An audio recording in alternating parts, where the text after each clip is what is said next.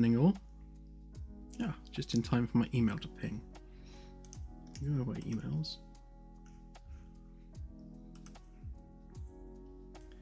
So how are we all doing? All well, I trust?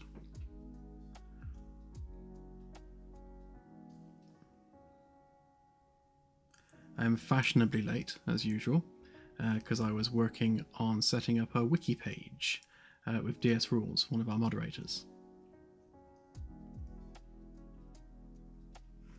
There's nothing on it yet, but we will have a wiki, and it will grow over time, I'm sure.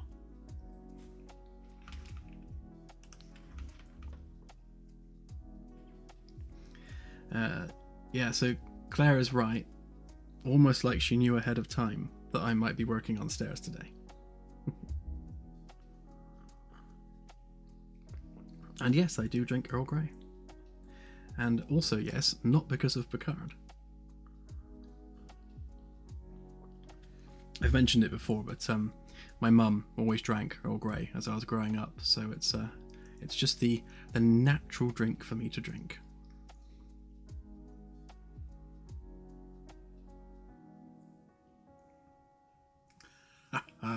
Clairvoyance, yes. Very good.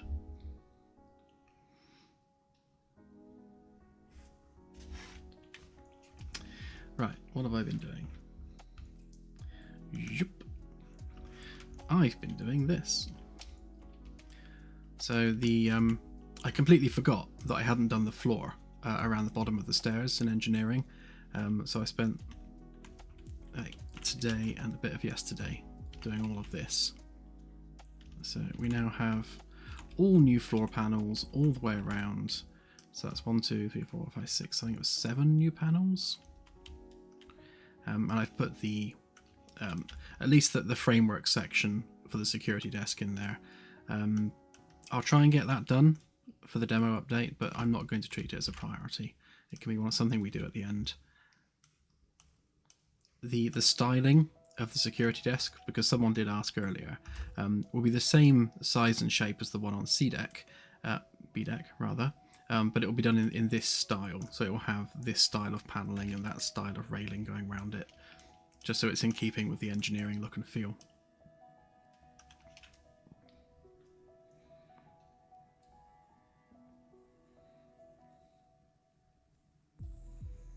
Yeah, I've never tried that. I do have an orange tea.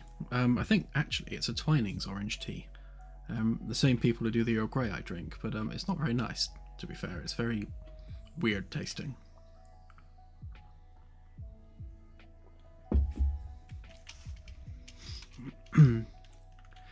So one issue we have, I just zoom down here and then zoom down here.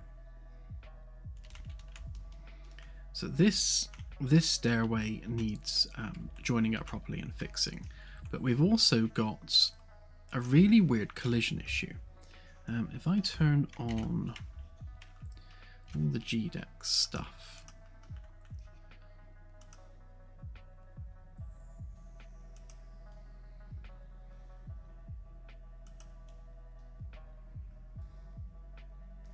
I will turn on literally all the GDEX stuff.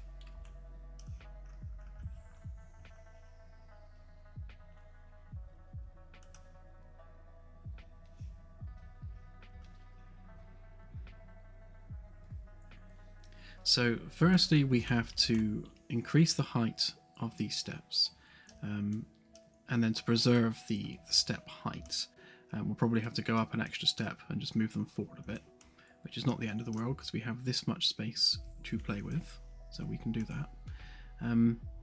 But the other issue is that your character can walk out across the top of the stairs and you're just hovering in midair, and I cannot for the life of me work out where that's coming from. Because if you look at player collisions, there's literally nothing there. Nothing. There's nothing at all there. So I don't know what's blocking the player. It's going to be something stupid, but as of yet I've not worked out what stupid thing that it is. I'll hopefully remodeling the stairs and sorting all that out will naturally fix whatever the problem is that's blocking the character. Because obviously we can't go to demo if you can't get up and down the stairs.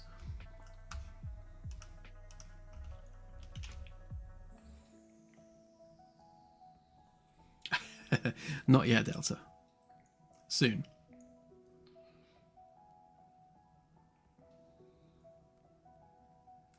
Possibly CSI. I mean, I did try turning on literally everything, and I'm still not seeing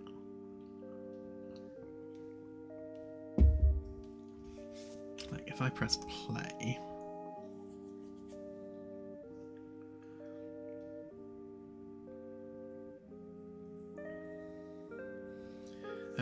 all the levels are always loaded, Alexander, but we do a lot of instancing.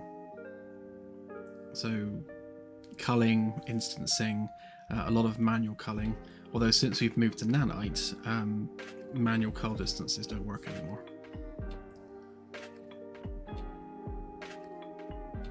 Yeah, it could be Steve.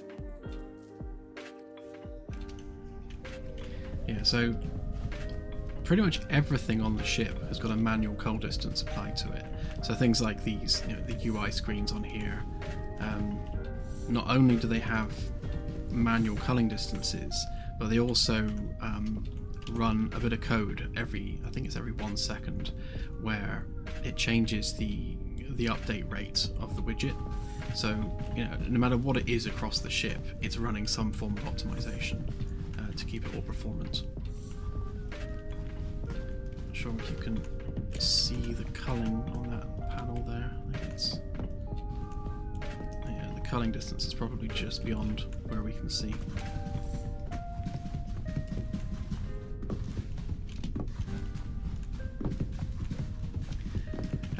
It's a nice idea, Three Amigos, but not really possible, I'm afraid, because the way that it works... oh, they need their nav redoing again. Imbeciles! When you're loading, it basically locks the game thread. So in order to change the image, I have to sort of jumping between level loads. So it'll stop the level load, change the image, and then continue with the level load. So it has to basically be a slideshow in order for it to work.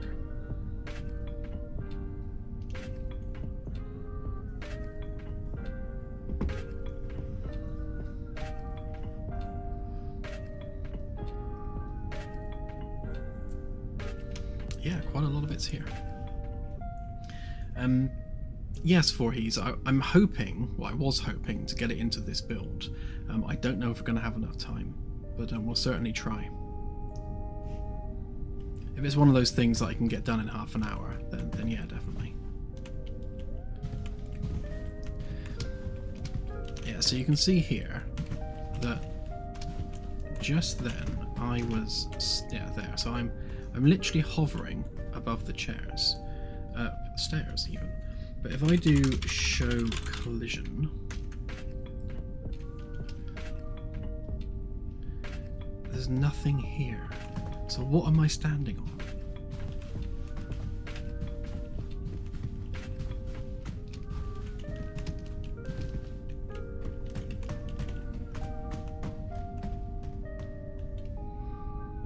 Thank you, Mortino.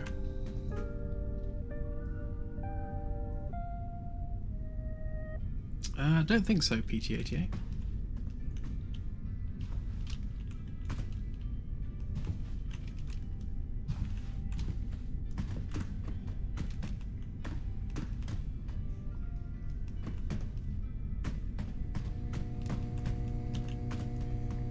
But yeah, there's definitely something weird going on with this. With nanite, it uses the fallback mesh as its collision mesh. As you can tell with this one, because if you look at this mesh here, I've increased the fallback complexity, and the same on this side. So the fallback mesh, which is what the collision is, hang on a minute, why is that poking through there? That's weird and shouldn't be there. But yeah, So on this side, you can see that this corridor bracing piece has a lot of poly detail to it, whereas on this side, there's none. Because on this side, I've updated the mesh, fallback mesh complexity, and on this side I have not. So that's why I just fell through the floor. Huzzah!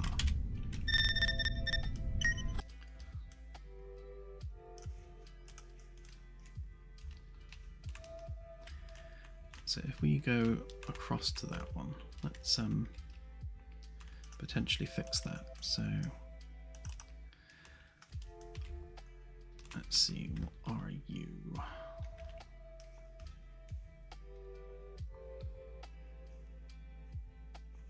Yeah, so the fallback target, if you set it to a relative error of 10%, then when you look at the fallback mesh, it's not quite as low poly as it otherwise would be. And then this basically is the collisions, so you get a little bit more detail on the collision mesh. Now eventually they'll have custom collisions anyway, so that will cease to become an issue in the long run, but for now we need that complex collision. It didn't look like that had its normals done, so we'll do that while we're at it.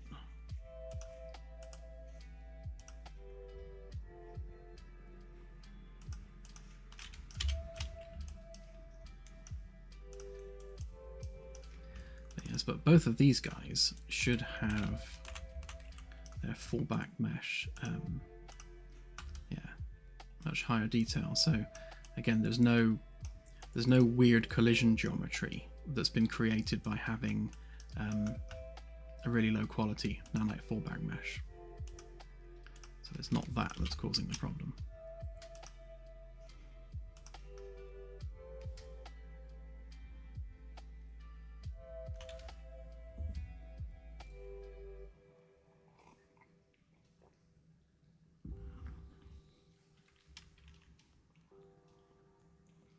No, nothing in SketchUp. It's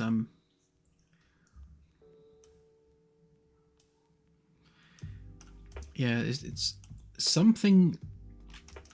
I think what's happening is there is a collision mesh which for some reason is not doing what it's supposed to be doing, or there is some other issue, like something with the stairs here that's creating an erroneous collision response somewhere.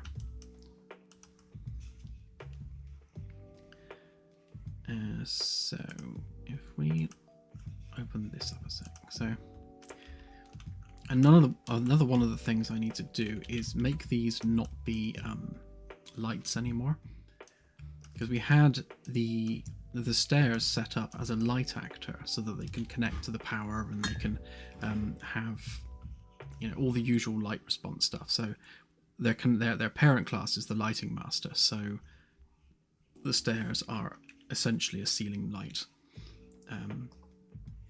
which we don't want them to be anymore. That's no longer necessary because we have a separate actor for the LED strips. So that's another job for Claire, actually, placing the LED strips back on each step, one at a time. It is a frustrating and thankless job.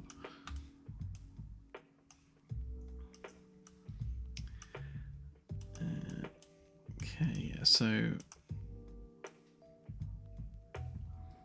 the railing is part of the GDEC wall framework, so we need to remove it from there. Could potentially make a new spline tool for that, but we'll see how much of a weird bend it has to have to do that run. It's going to definitely have to start sooner, I expect, if we're going to move the stairs back.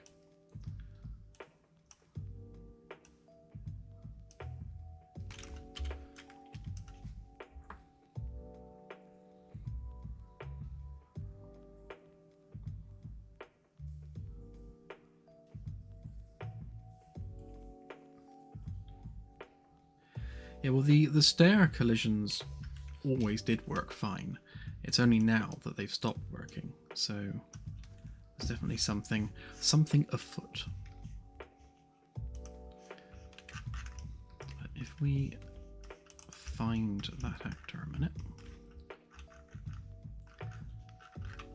So we want to get that one up, get rid of that one, that one, that one, that one.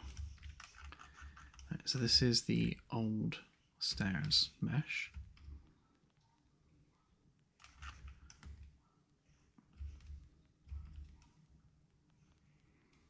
Although interestingly, where is the actual stairs? Are they on the interior maybe? Yeah, there they are.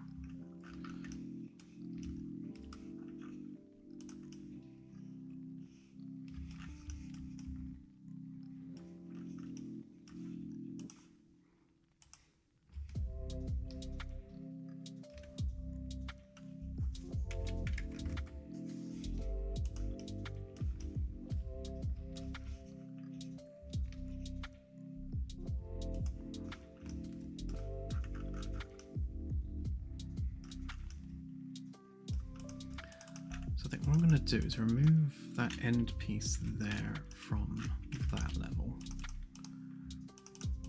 Pop it on there instead.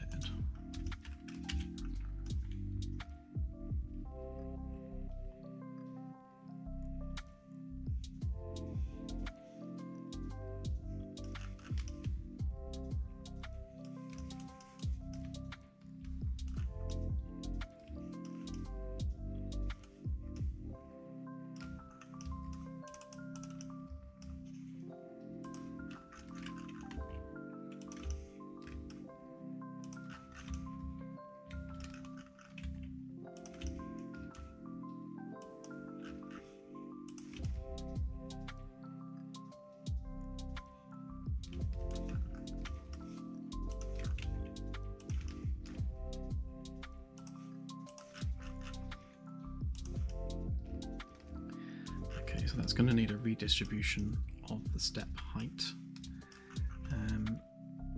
Yeah, we definitely can't have that extra one because the other panel's going to end here. So let's measure that out.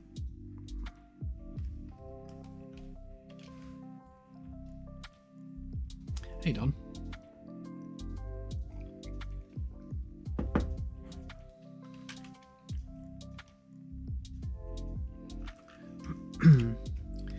It does, Ian, yes. So with all of the ship's framework, the weld line runs down the center of the corridors. So the corridors are created by two framework blocks being joined together.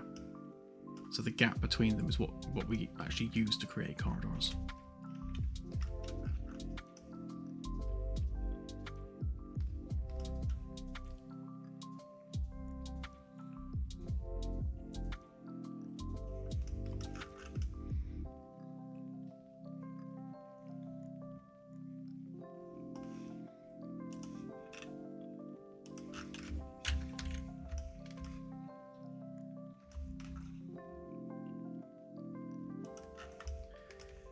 So that's 350. And we want to divide that by however many gives us ideally a 20 centimeter step height.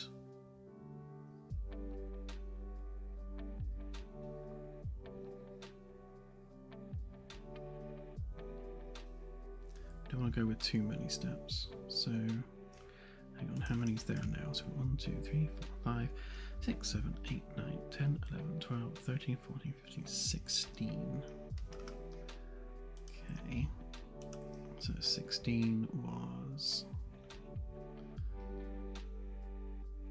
21. Okay, so if we go 15 maybe.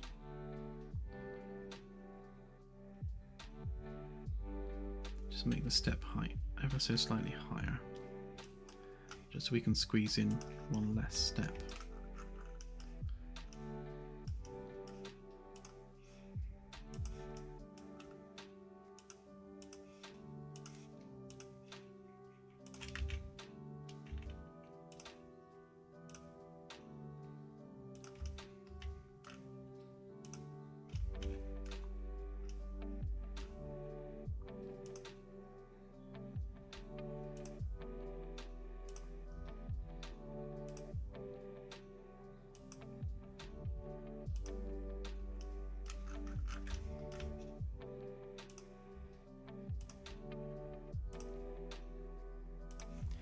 could have used an array function on that, but it causes SketchUp to crash, so I try to avoid it whenever possible.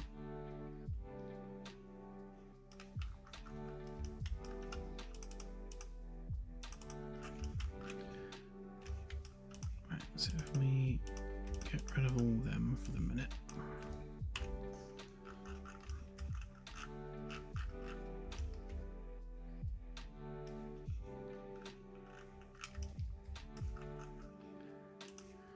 Sure, we're dealing with the same step height, so that's 1 inch.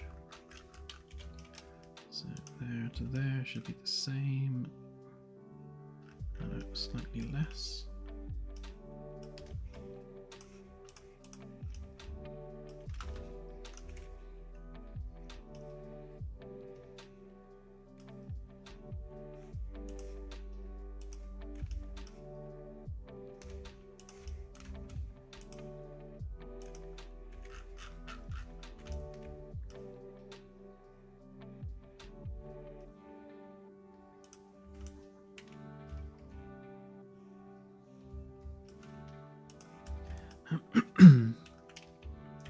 Okay, so basically the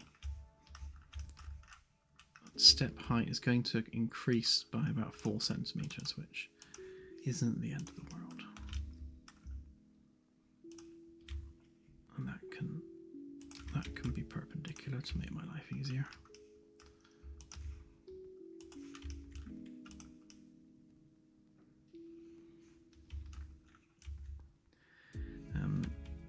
What I will do is I'll overlay a custom collision mesh over the top of this afterwards, because if we don't, then we end up with the character being unable to traverse the gap between the steps, because it sees the sloping edge and the cavity between the steps there as an impassable blockage.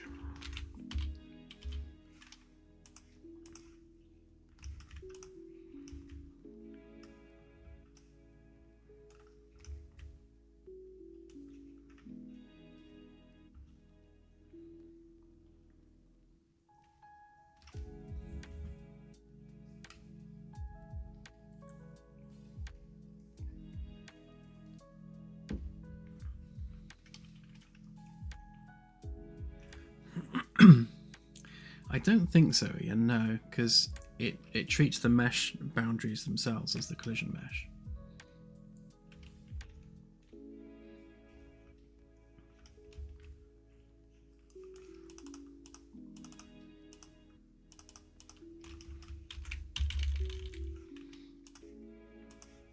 Just separate that out a minute.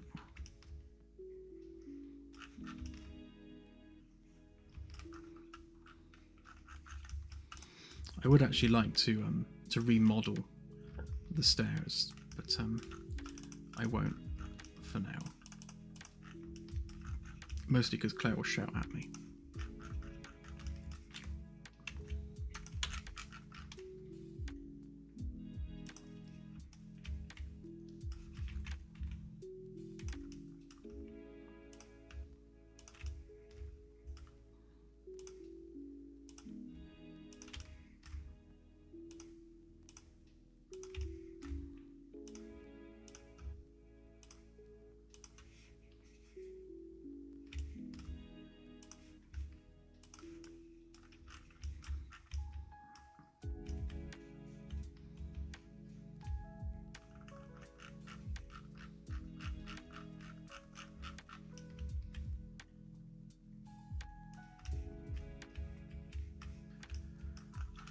Okay, so the question on this side then is, do we have an overhang?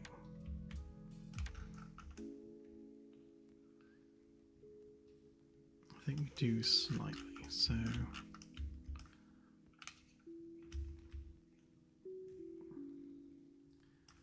guess in an ideal world that needs to line up pretty much exactly with the nose of the step above it. So we take that edge there, we want that to line up, I goes with that edge there.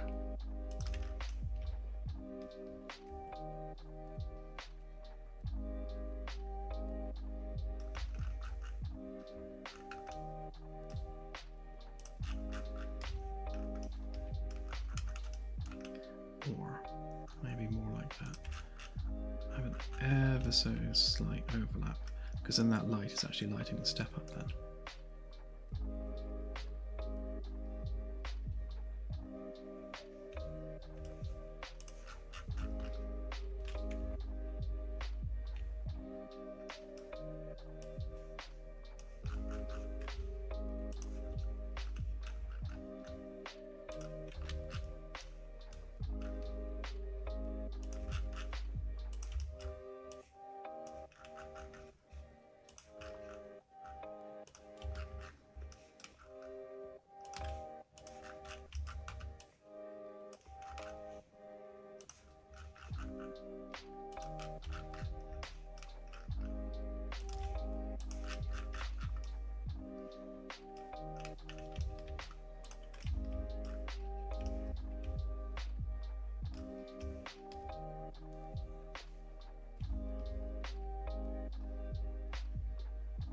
Hoping I can get away with just having that railing be steeper but still end in the same place, because we don't have much room left to add a curve on there.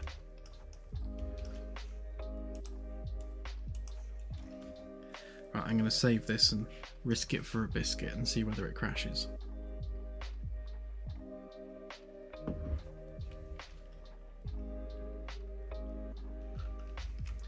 1, 2, 3, 4, 5, 6, 7, 8, 9, 10. Right, so if we copy it from there,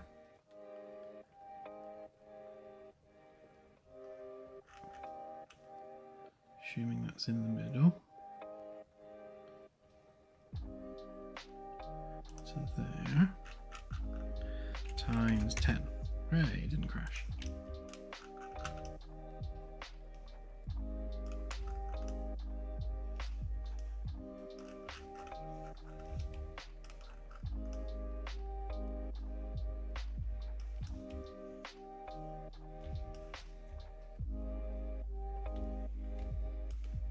Okay, so we could definitely move them forward a bit.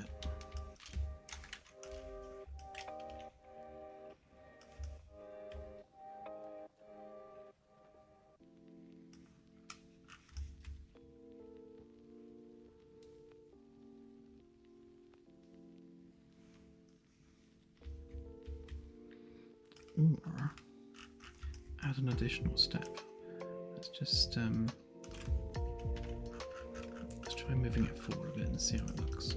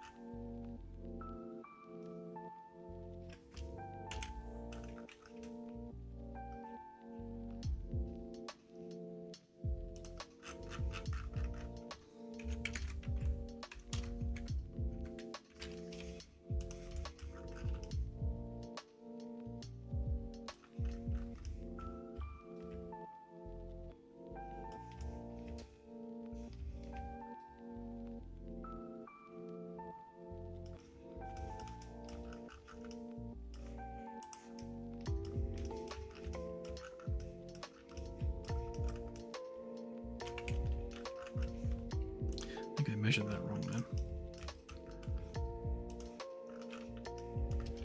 Copy it, oops, from there, put it on there.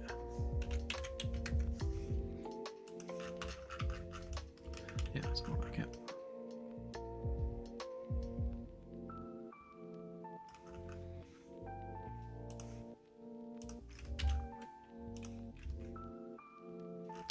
Okay, so rather coincidentally, that is exactly in line with that, which must be how I had it before.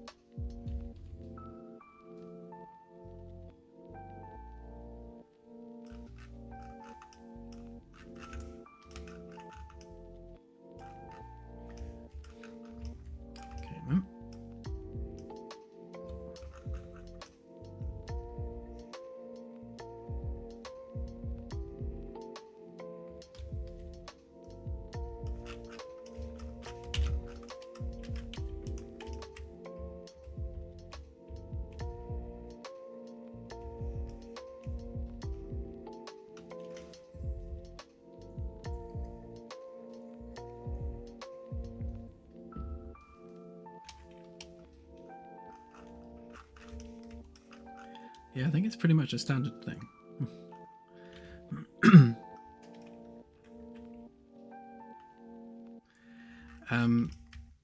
Almost exactly on it there, Nagmus. So that's the old outer hull there. So those stairs were literally up against the outer hull.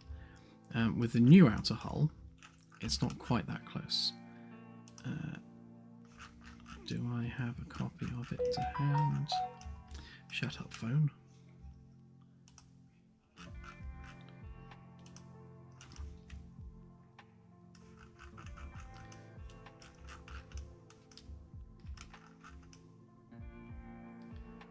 Okay, I've lost my stairs now. Too many cut guides everywhere. Where'd they go?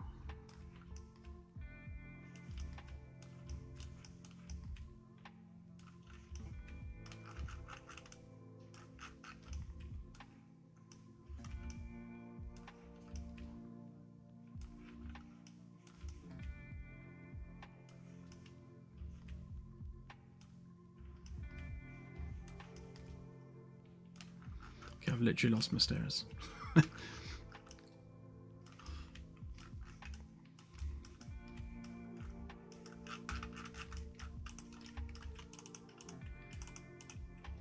Easy way of fixing that. Let's hide that lot.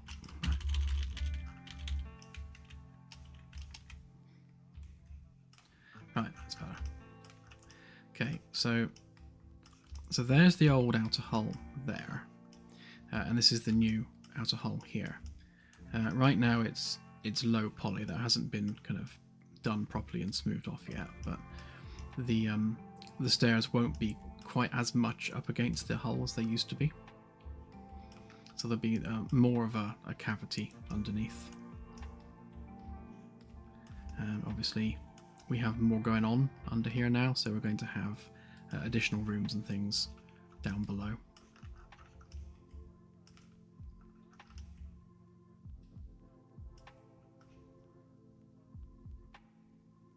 Thanks, Kaji. Yeah.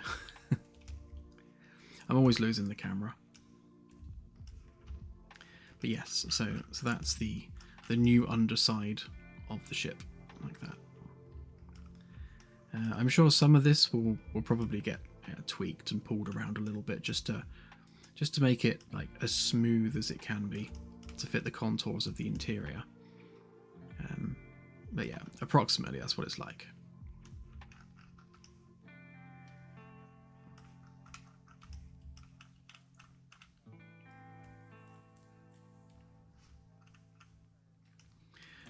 Yes, Oni, there will definitely be stairs going down into the section underneath. I just haven't worked out where yet.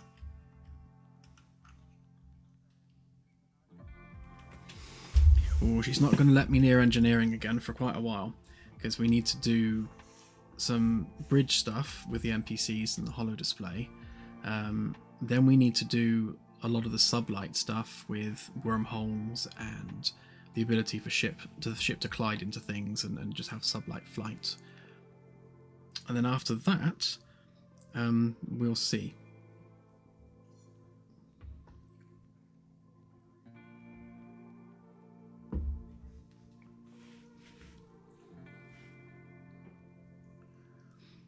Yeah, sublight is engineering approximate. I mean, I'll have to do the engines for sublight, so that'll be touching some engineering areas. Yeah, well, the Galaxy 2.0 stuff is going to come with sublight flight. Those two are very much kind of related to one another, so we shall have to see on that one.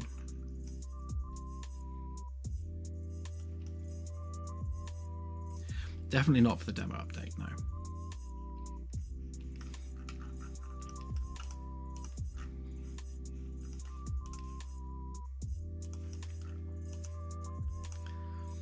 So one of the things I wanted to fix was this bit here, because the stairs never really properly like terminated at the top.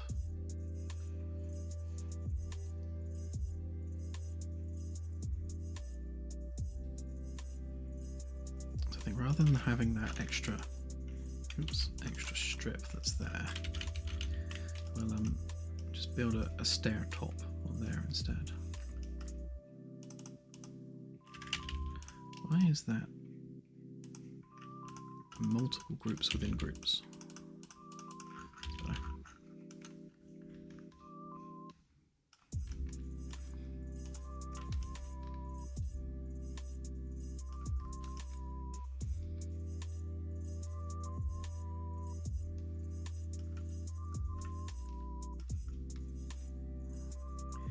They will, Nagmus, yes. Yeah, so once we've finalized the outer hull shape here, again, this is temporary until we've done the what will be the refinery and everything underneath. So once that room's been done, then we'll be able to decide exactly what the contour looks like, and obviously then we'll increase the poly count and smooth it all off nicely. Once we know what that looks like, then we will change the structural framework to match the contour of the hull, just as it is here. So it will be like this, but obviously against the new hull. For now, it can just stay like this.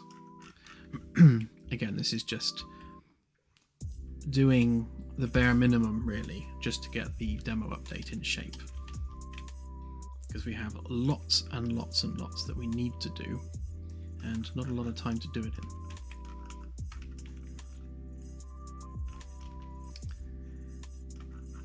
Right, so at the moment we are just dropping that down to, I'm assuming, the same height as the step there. No, it's a bit higher by the looks of things, yeah. Okay, so if we were to recreate the front of this up there, let's give that a try. So copy that up there.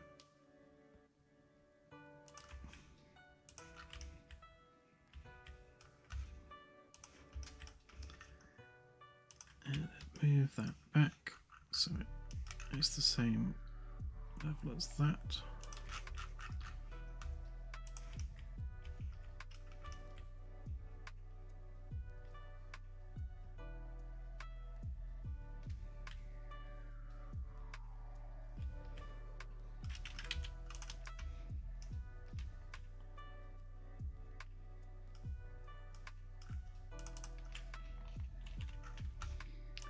Yeah, then we're going to have to move that forward a bit, just so it lines up with the edge.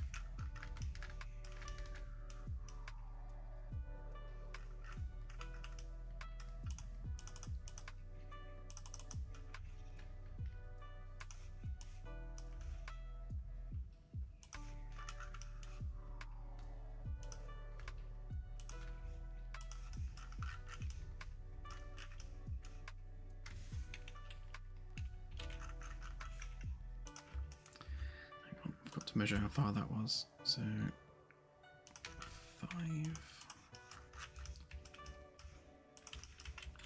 Let's do it exactly 5, just so that we're not messing anything up.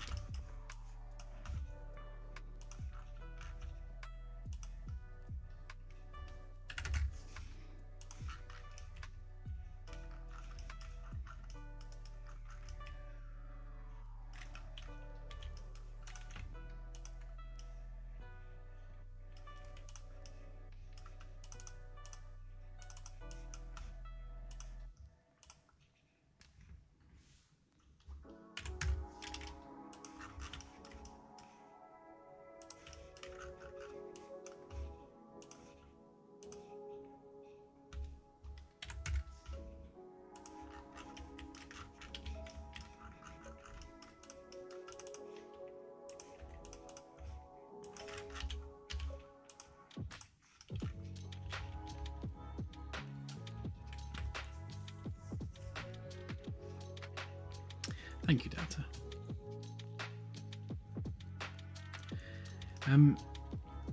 Yeah, good question. Step or landing. It's kind of both. The issue is that we have this bracing piece here, and this bracing piece is part of what is a component which is used all over the place. So it's also used over here, and on this side it continues all the way across to the hatch. And on this side, obviously, we're missing those floor pieces so that we can put stairs in. So basically that kind of has to be made into a step in such a way that it fits, you know, whilst having the bracing piece in there. So that kind of has to mold onto it just to be awkward, which means this piece kind of needs chopping up in a straight line.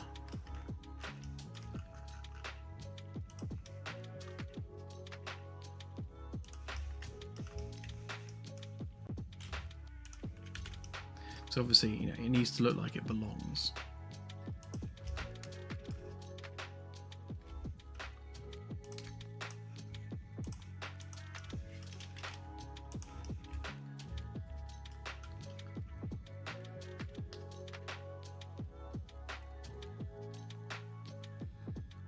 Okay, thank you, PT88. I shall make sure we fill all the gaps.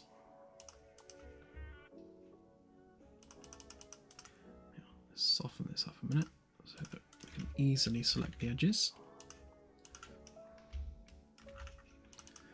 You, and you, and you.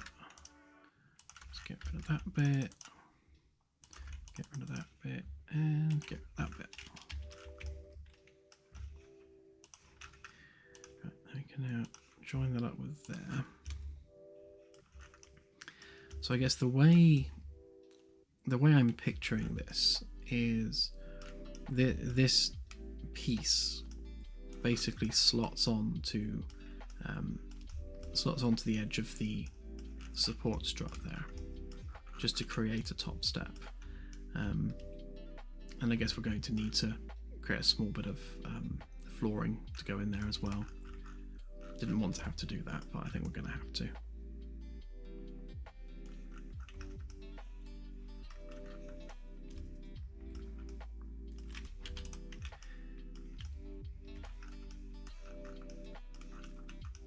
And I suppose it also might need to go forward just a little touch so that it's not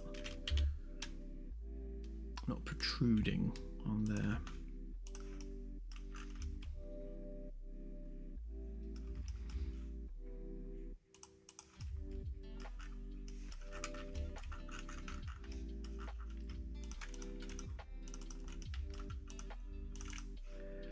Because as with all things, it has to be built in such a way that if we were building it for real, then, you know, we could build it for real. So, you know, treating this as a piece that just kind of slots on the end, it needs to physically make sense.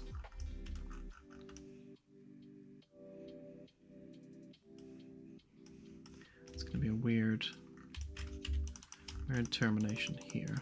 If I just add the edge that is planned to go on there, that's just going to be a 4 centimeter chamfer, just to give it some edge shininess, and all of these will be the same as well.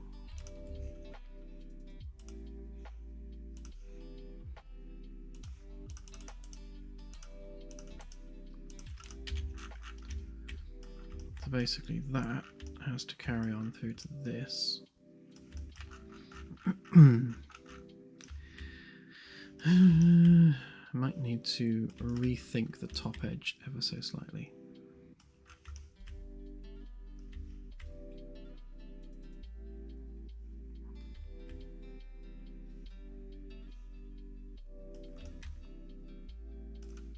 Yeah, got no choice there really, to be honest. It's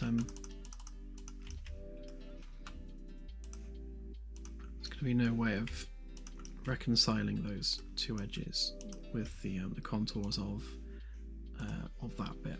So the easiest way of doing this is just to not even try.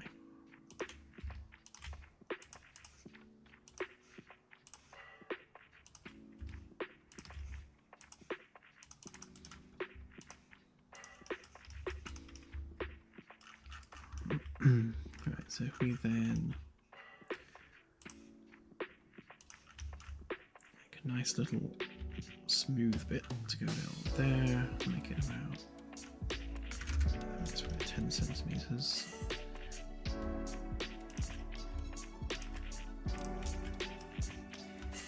And then do one of my favorite things, which is to use a Bezier curve.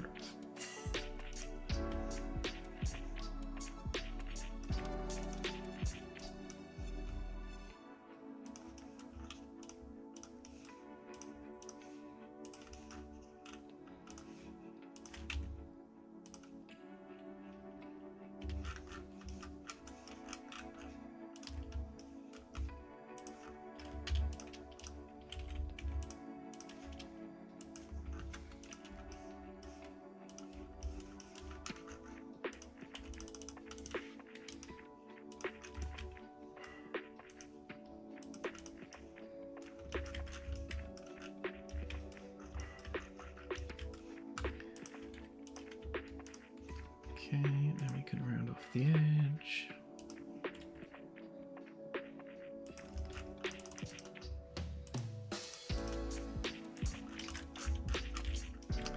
Right, there we go, now it matches.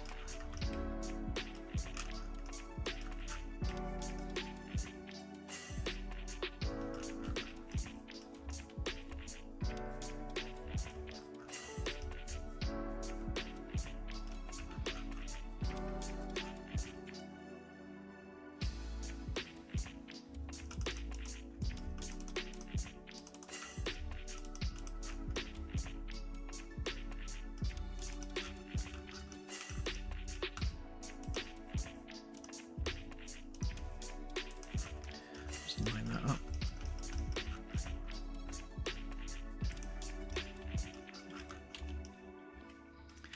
Thank you.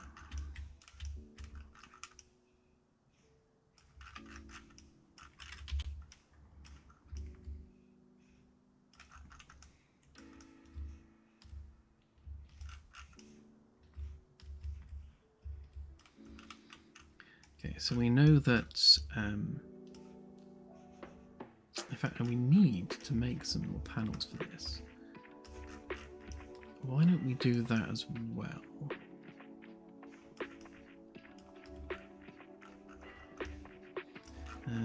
Where do they make the other ones to?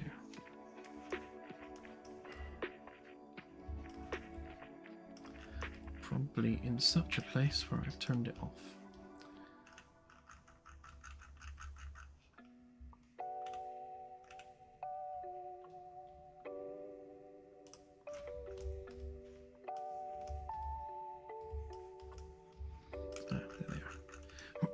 Yeah, so the design for the maintenance tunnel flooring is ever so slightly different from the corridors. So the corridors have kind of midline bolt placements with these little triangles around them, whereas for the maintenance tunnels I've popped them in the corners. So ever so slightly different. But if we go ahead and make some new ones, and things like that can go away. Don't need that now.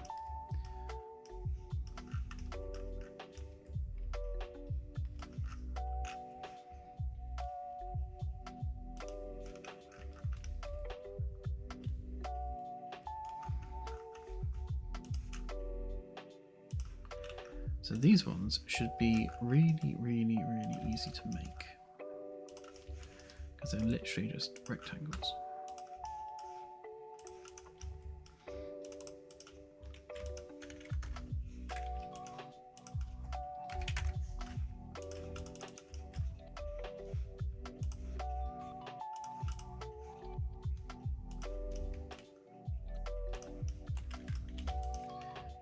we make that a component. Take a copy of that, group that up, put that on there, move it out of the way a minute. Right, so we need a little bit of a gap around the outside. And then we need a 7 centimeter gap there. And then we need the little templated thing that I made for this one.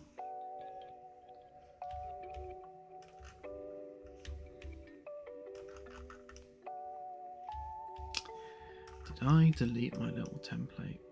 That would have been careless.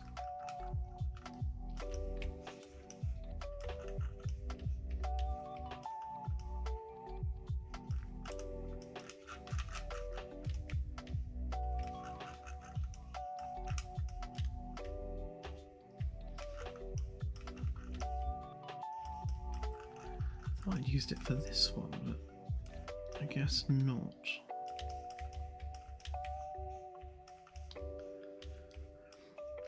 Balls. Okay, I'll make another one.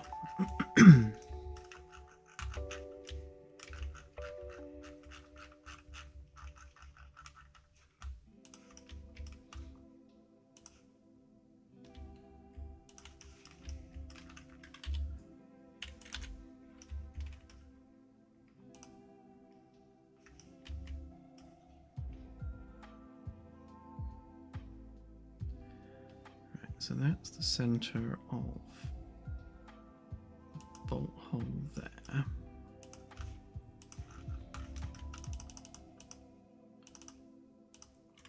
Which means we need a copy of that.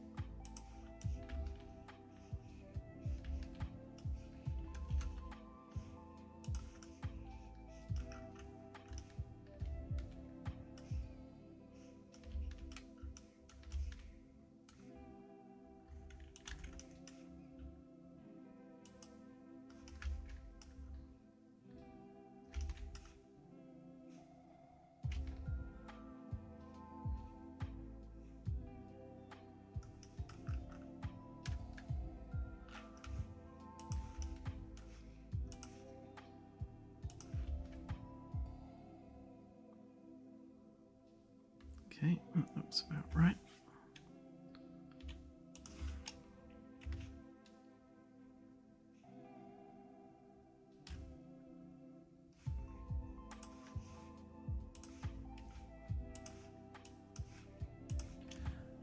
Okay, so we'll do 7 centimeters across there.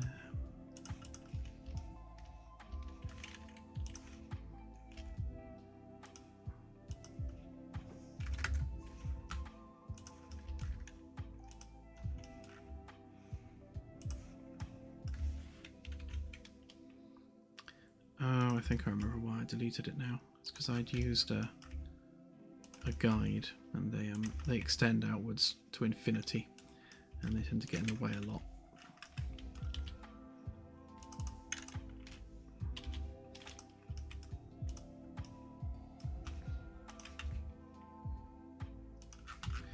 Right, so that's our guide for where we put the bolt holes.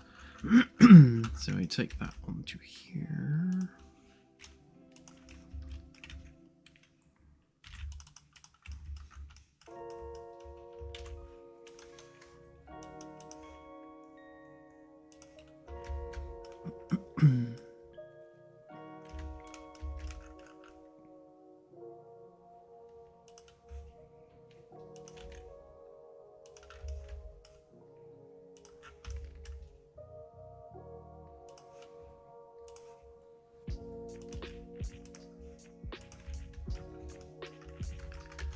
So we're better off really just starting it from there.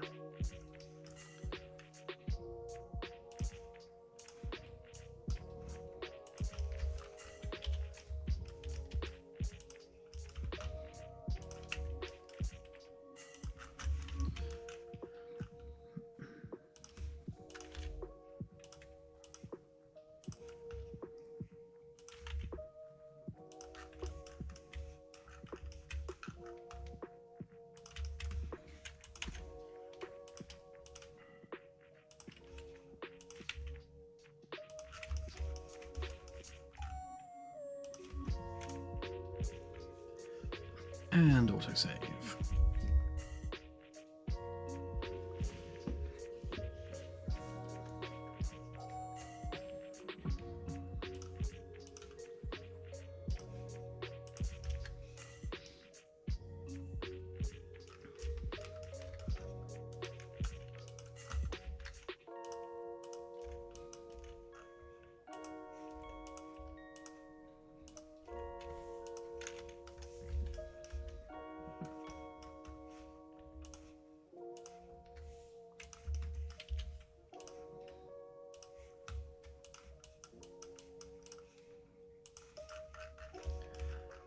One.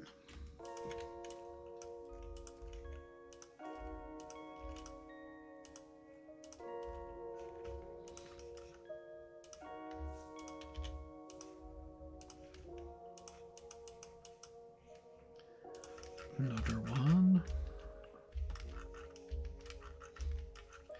So once we've done this one, the other ones are going to be easy because I can just copy them over and extend them, being that they're straight.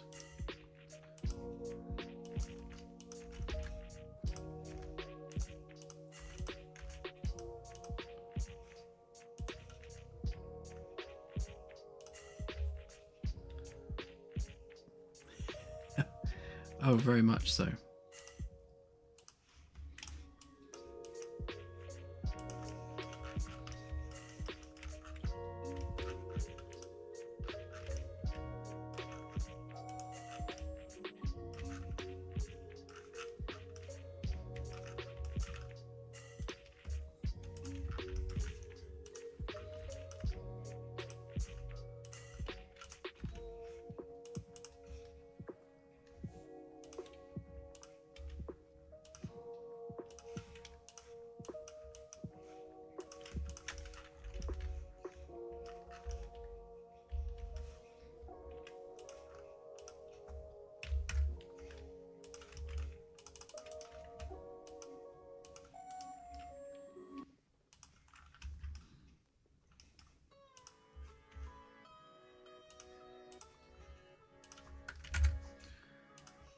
Okay, round off the edges,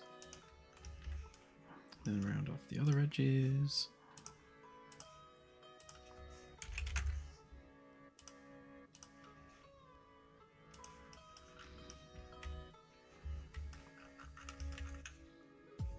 Okay, then add a bevel, delete that bit. That bit and a bit underneath.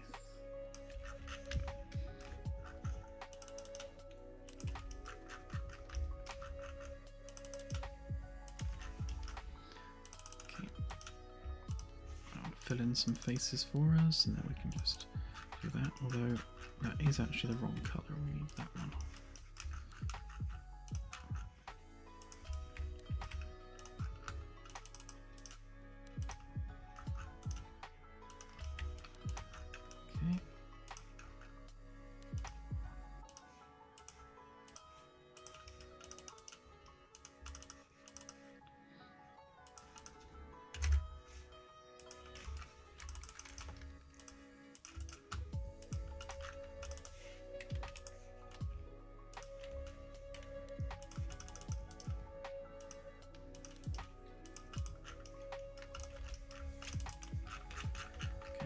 Need to grab a colour for that one, which is that one there. Okay, and some bolts.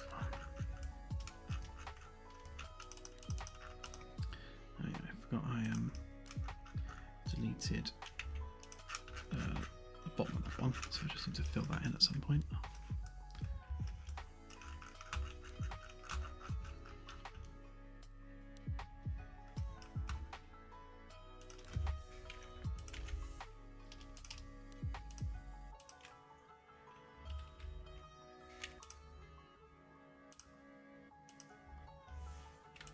Stop moving.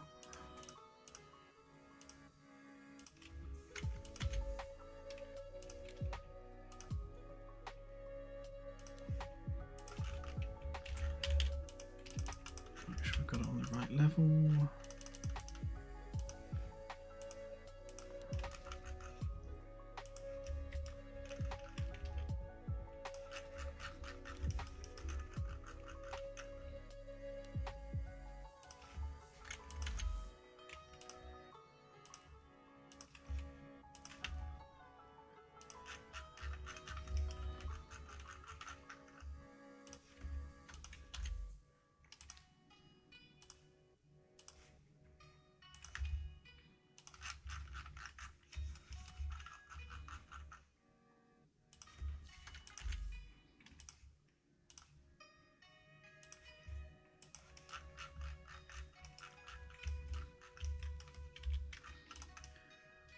Okay, boom, panel.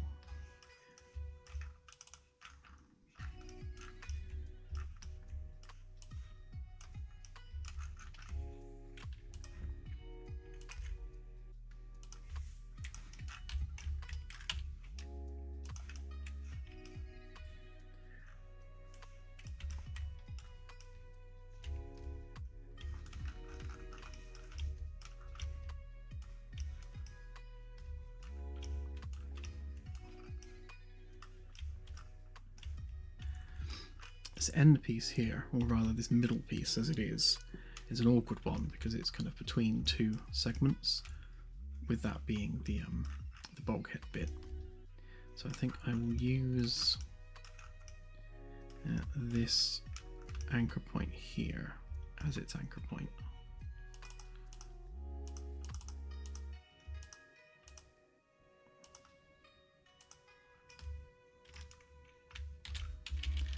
Take a copy of that, paste it there,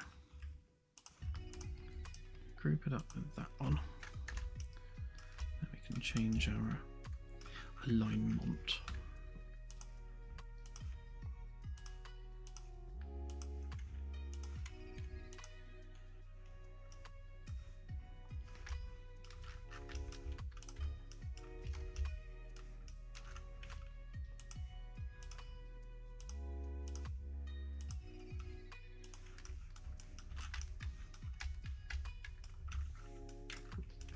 Okay, just remake these groups so that they're aligned properly.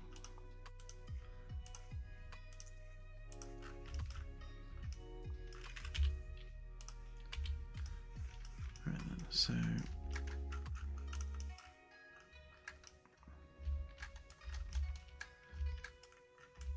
that one's there, that one's there. Done.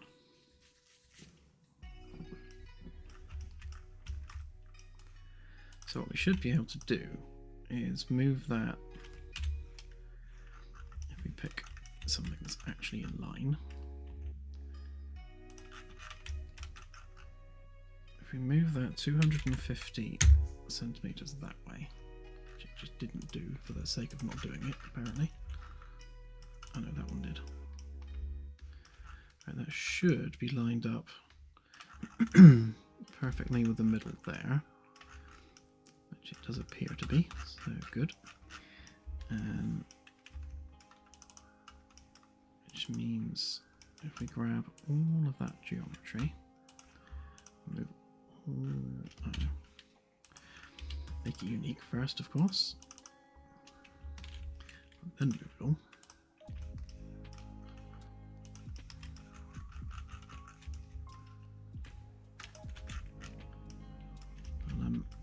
I line it up with the template rather than the world geometry because template's generally more accurate.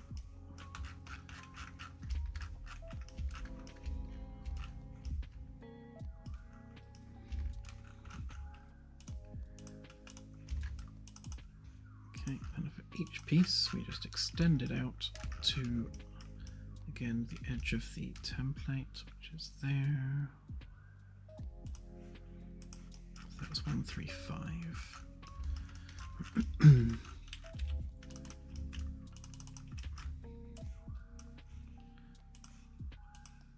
Okay, 135.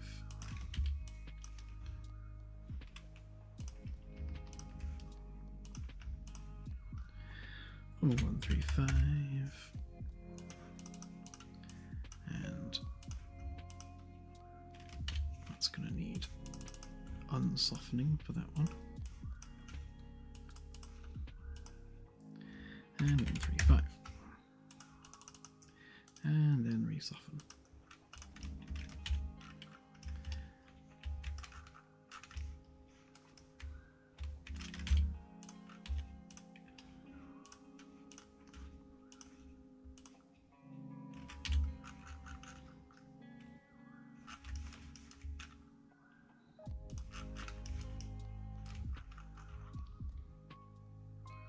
And if I move it 250 back, they should be perfectly lined up.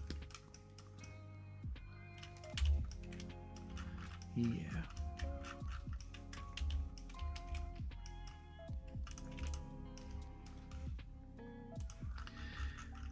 Okay, so now that we have that, if we turn on GDeck version of that, in fact, let's just copy these over a minute.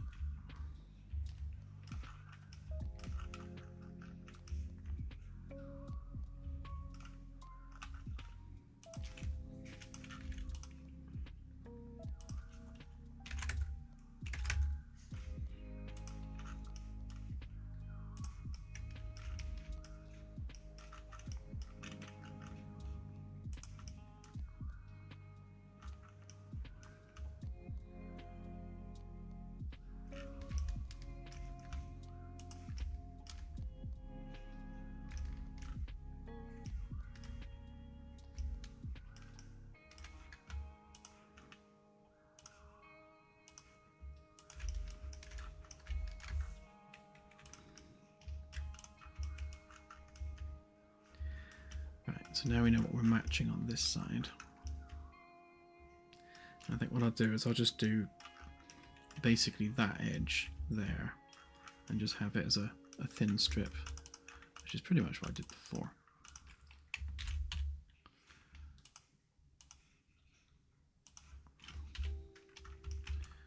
So we'll go up 0.5 for that bit, make it a group, color it in.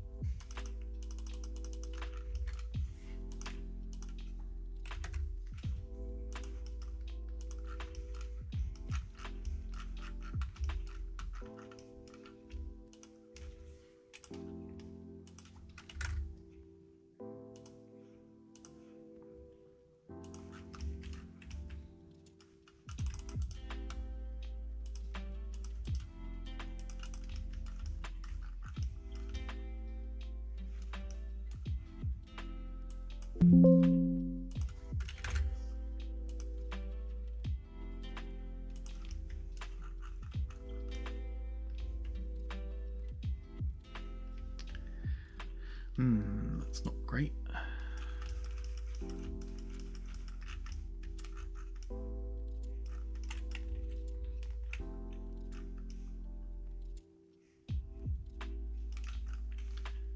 I'm assuming I went with 1 centimetre there. or less even.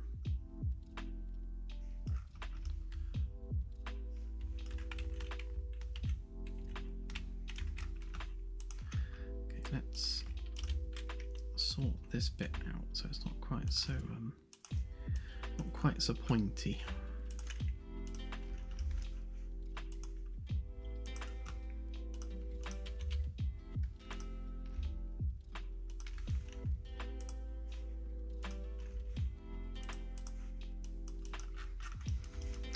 And the same with this side.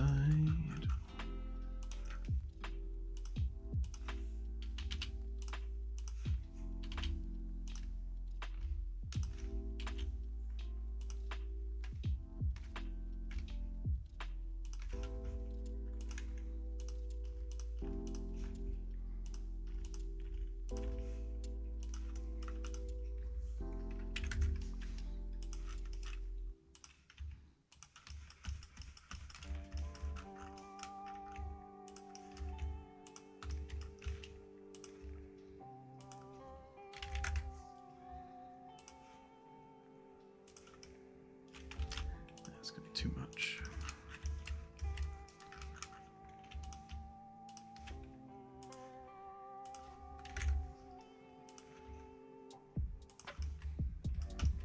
Yeah, it's not too bad. Better than it was, but not so much that it's noticeable.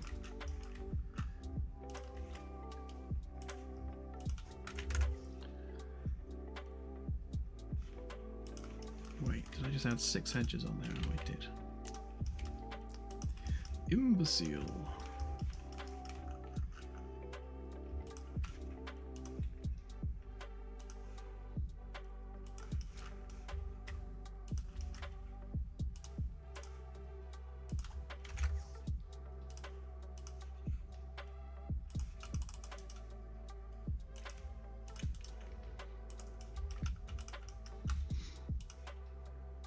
Alright, let's try that bevel again.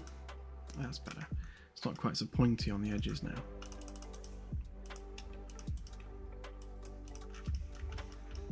And then hopefully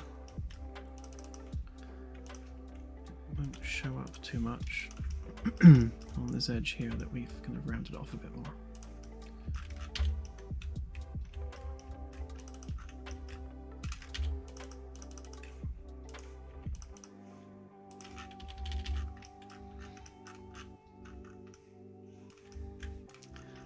There we go.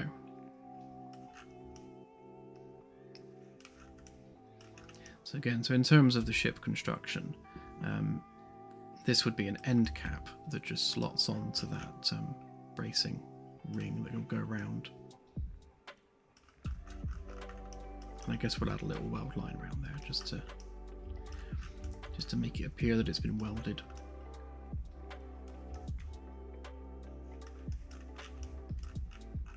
And then that's part of the actual stair geometry itself. It does, however, mean though I need to move this one forward ever so slightly, because we did move that one forward.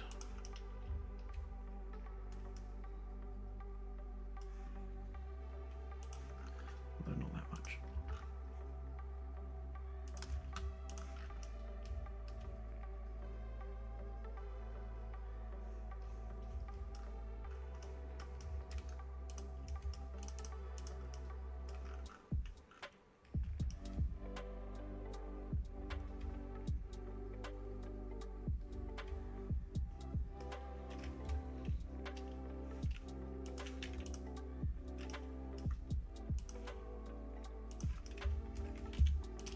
So I did actually neglect to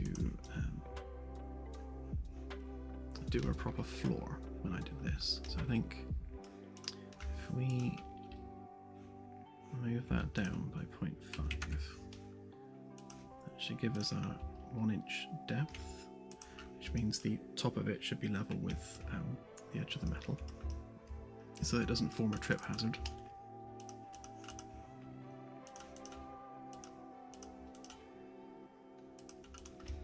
So that should fit in there exactly.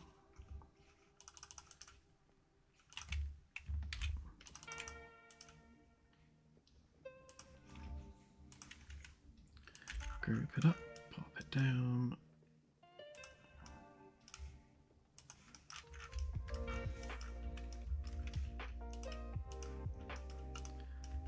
Okay, and then we'll reduce the size of this one ever so slightly.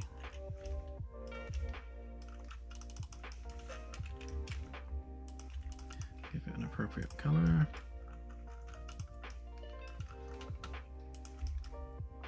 And then we'll fix these edge bits again on here because they're not great.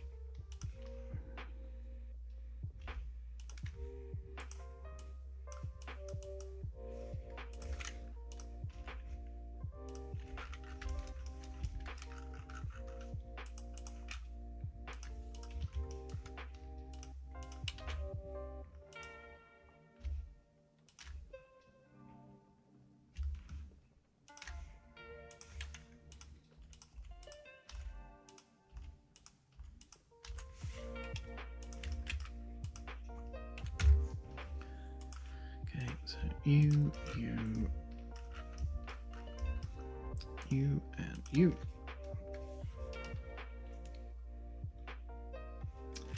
Ooh, do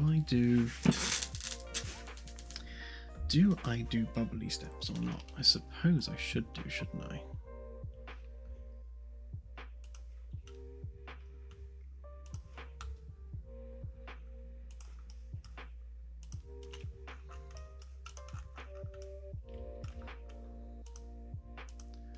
What's going on there?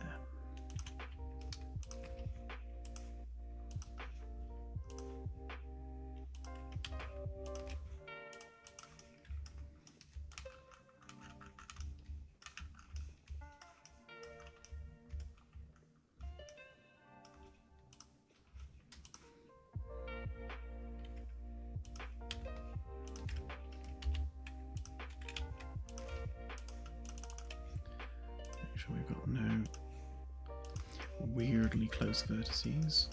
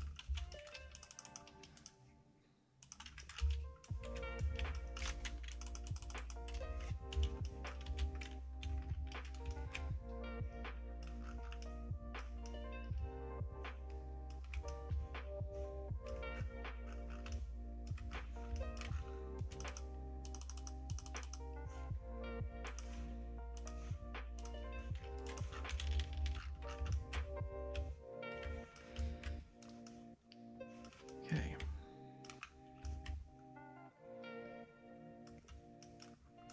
Yeah, so this will be like the little bubbly version, whereas that's the smooth version.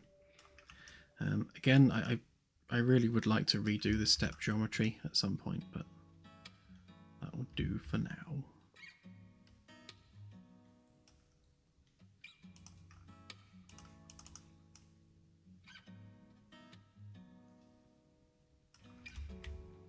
Okay, so if that's lined up with that, I need to remind myself now how much distance that used up. So if we turn off the outer hull, turn off floor template. Right, okay, so it's currently going that far, and that's with it aligned to that edge. Okay.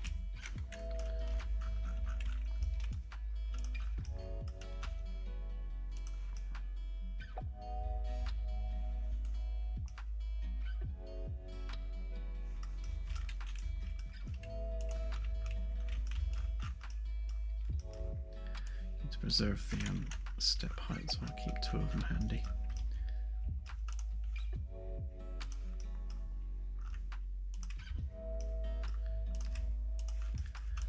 I just need to measure the difference between having the step aligned, so the back of the step is level with the front there, so they like exactly fit on top of each other, versus a slight underhang. So I need to see how far forward it comes here. As long as it doesn't go any further than I say about there, then we should be good. Just save it a sec, because this is probably going to crash.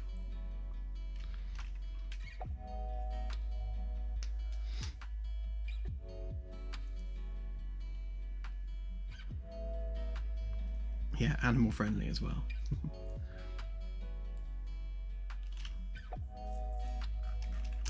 Right then, so we copy from there to there, and then what was that, times 12? What does that give us?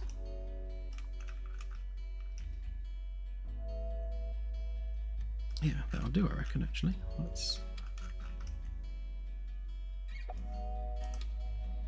So we should have the same 23.8 there, 23.3 there.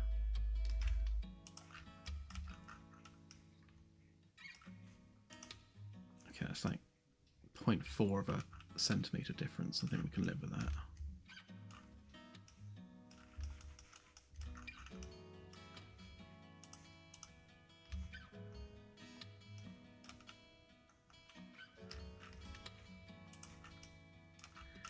Which means that this piece needs to come forward to the.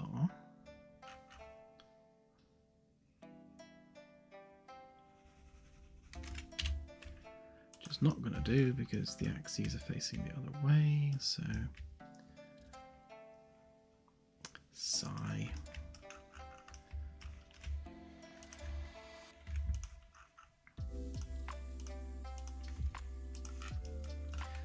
Try it with that. That's like it.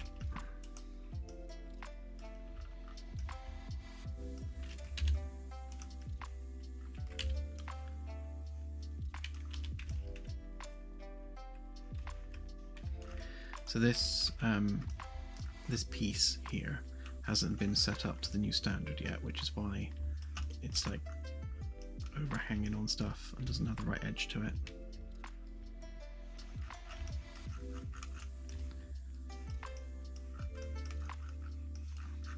Speaking of which, why is that not using the same group as this one? They should be the same. It's not the end of the world, but it just makes it easier to manage if we're using the same component across the board. Like that one should be there. But problem for another day, I think.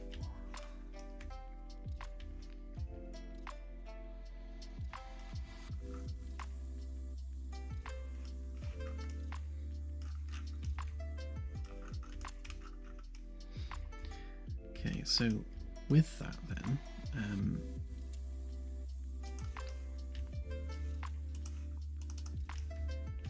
just so I've got the right directions and all, what I'll do is I'll create a custom collision mesh for this now, so that traversing the stairs becomes easier. One of the biggest issues we've had with stairs, again, is because we've got smooth edges and things. Both players and NPCs really struggle to actually get up and over, because it doesn't have a nice clean right angle. So all we need to do is just wrap this with a custom collision and we should be good.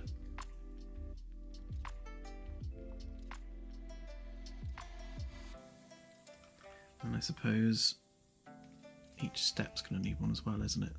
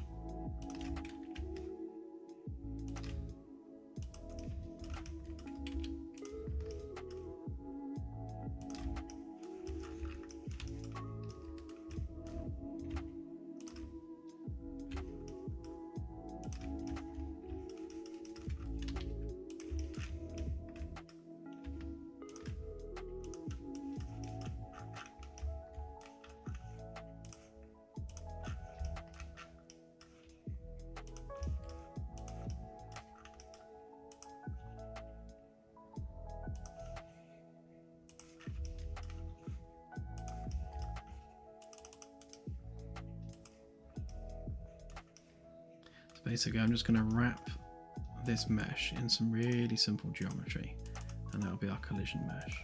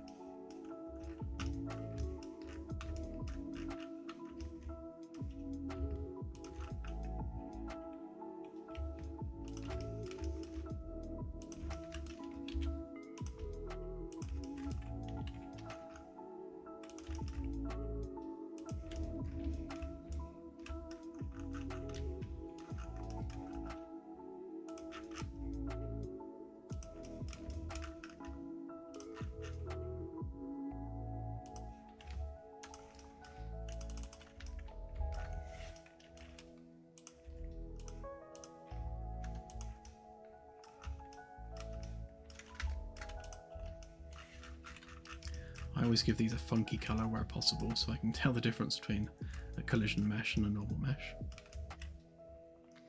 Right, that's much simpler geometry now for the collisions, and we'll make that a component. And again we'll save. Save and drink tea, that is the process.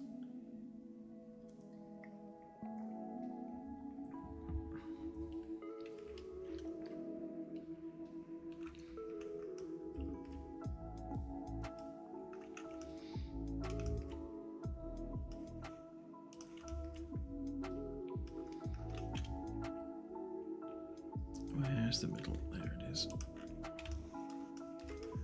So from there to there times a bunch.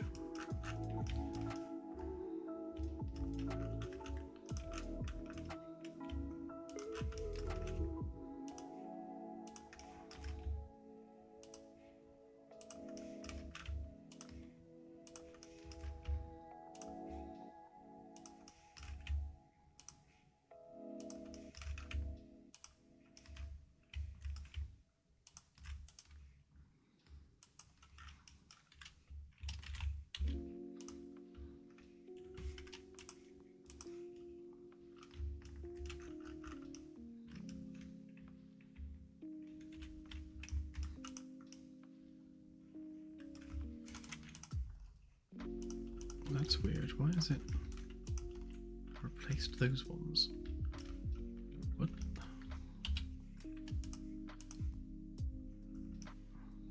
Oh, I see what I've done.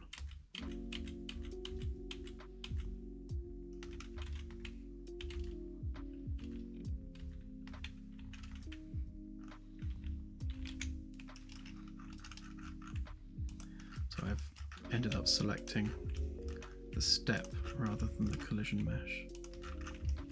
So I shall do that again more carefully.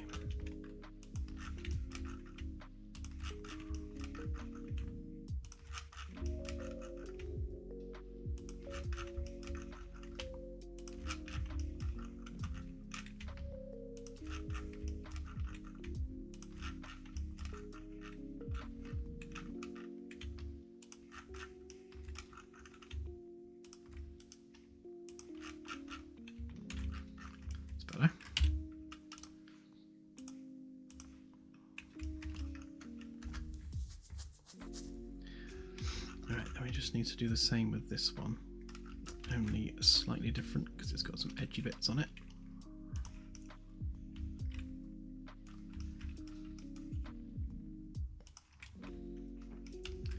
May as well start with this piece.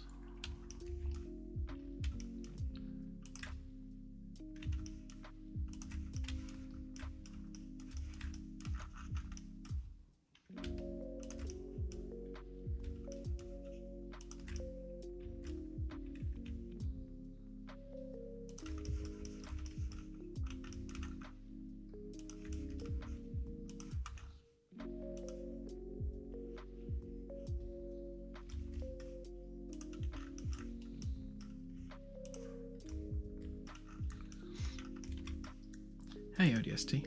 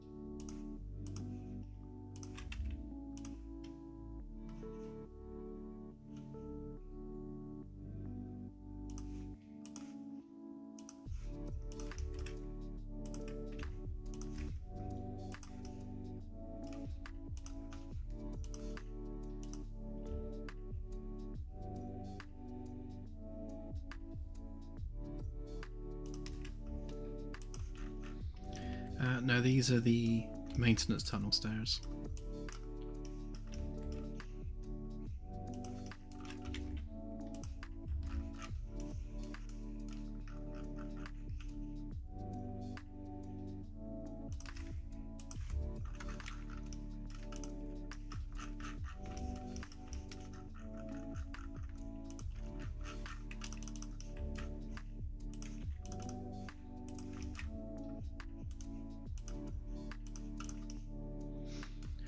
Okay. One set of simple collisions.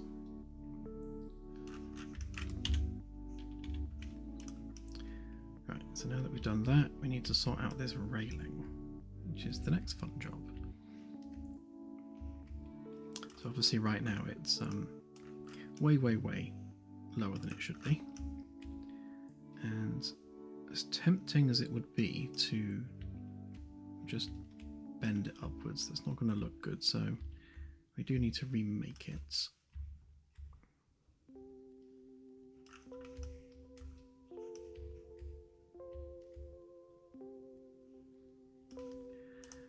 We also need to move these.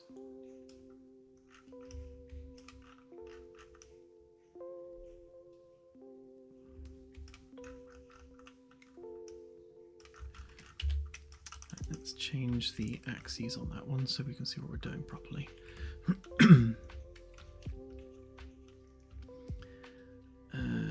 G deck floor.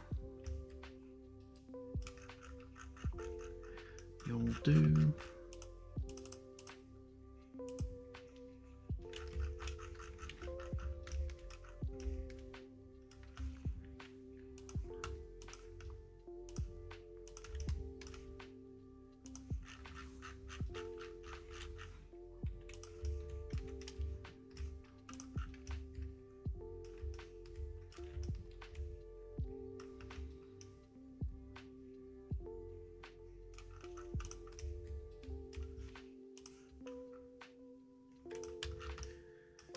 Is this going to mess us up? It might mess us up.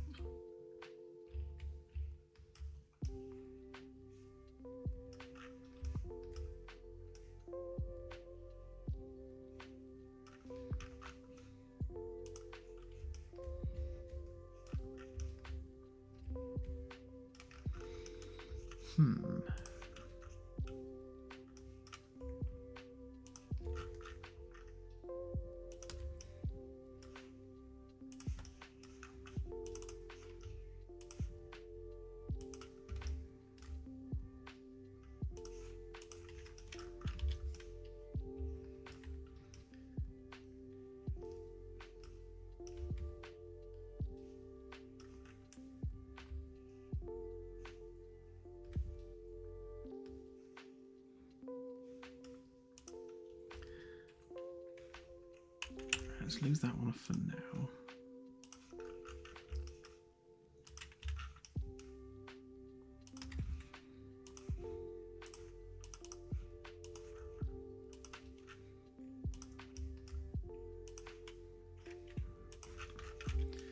So with the the new consistent layout with the all the segmented sections, obviously the standard panel width is 250 centimeters, which is 2.5 meters, which means that these need to be exactly here where they are. It's going to mess up the run of the railing.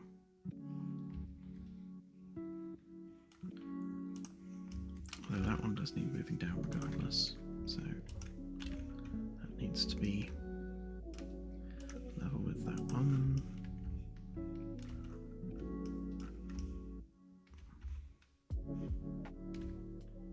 Or did I make those shorter now? Hang on, let's confirm. So that should be 25. 7.5, yes, that needs to come down by an inch. So let's just grab that bit, bring it down.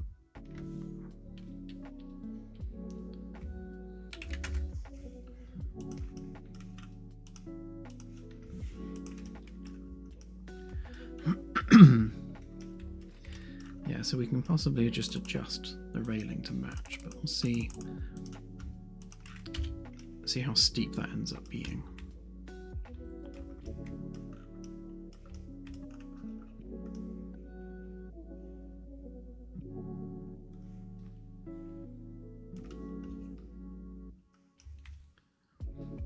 Yeah, because that's going to have to be a solid piece around there. The same as it is on this side, where that's all connected up. So I'm losing the ability to speak.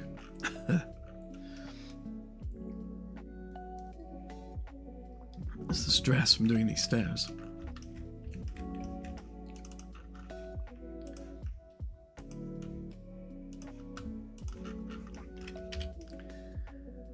Okay. Right, so I think first things first, let's just get rid of the old ones, and then we'll see where we're at with drawing some new ones. And I need a straight line from there. So if we grab the middle point there, there, and there.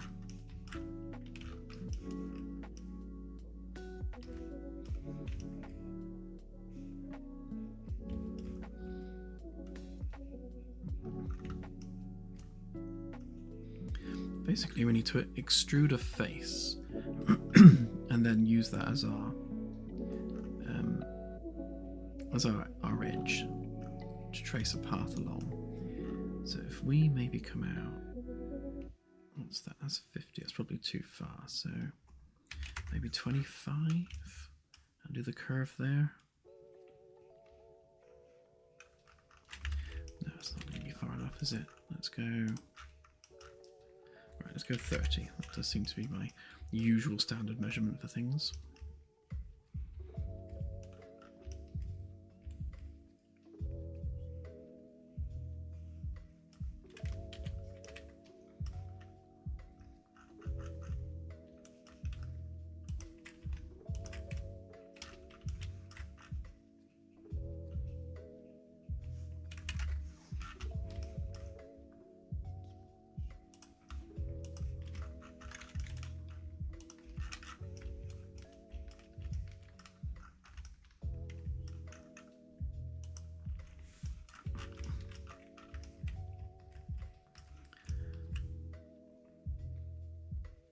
I suppose the other thing actually, so you need to make sure we've got a consistent height above the step as we go up as well. That's at a slight angle, so that's no good. So that having been said, that means we really kind of need to measure from there to there.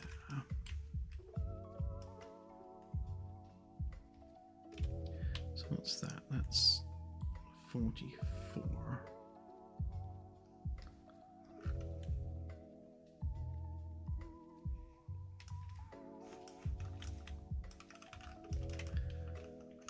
Maybe we'll come down a couple of steps just to make sure we're not getting rid of some options for height. So if we say no closer than that, that's 50. And if we do that again down here, so I'll say save this one, so we'll come out the same distance and then up 50.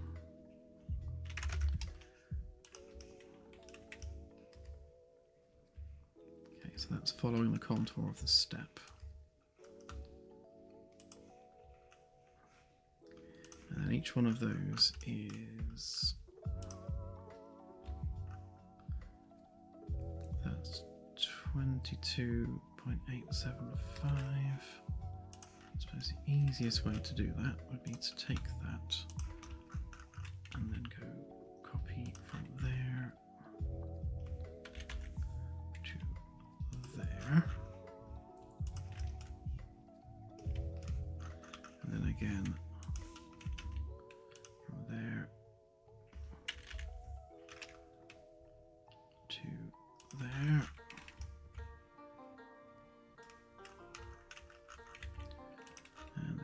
There to there,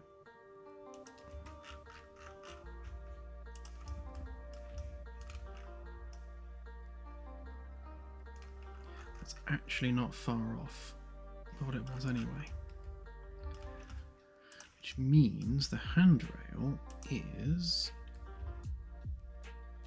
slightly over a meter. So if we move those, oops, if you move those down, what was it, about 13 centimeters, that puts the handrail height at just over a meter, although we've also got to take into account the height of that bit, which is 1.5.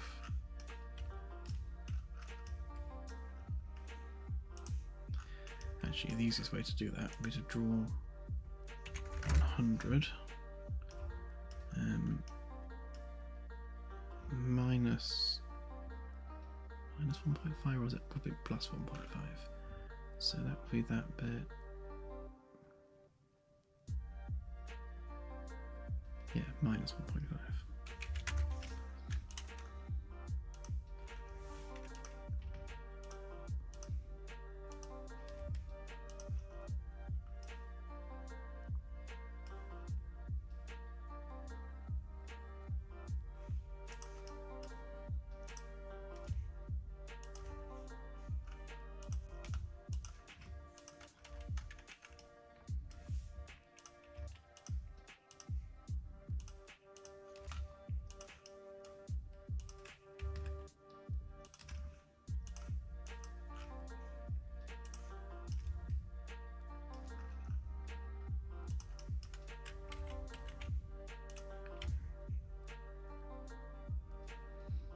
So that gives us an upper handrail height when you're stood on the step of 1 meter, which I think is kind of what we want.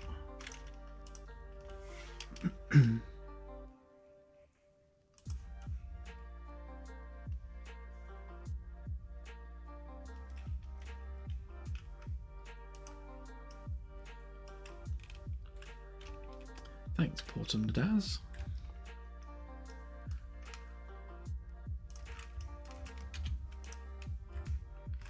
Just going to extend all these up back all the way.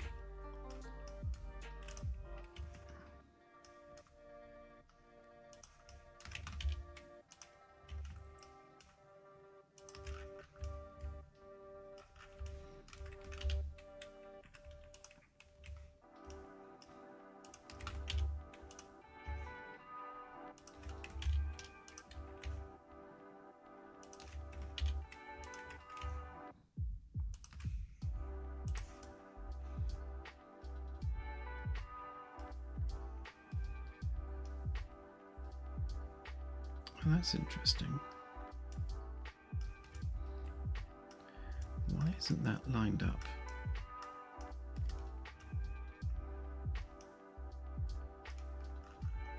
Oh, because I moved them, didn't I? That would be why it's not lined up.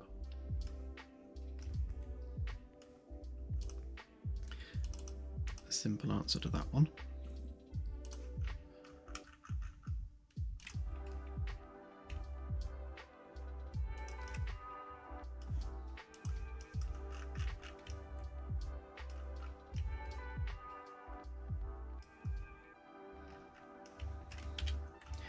So yeah, there's actually some method to my madness here. I'm trying to get the handrail to remain consistently spaced whilst making sure we have like a 1 meter handrail height.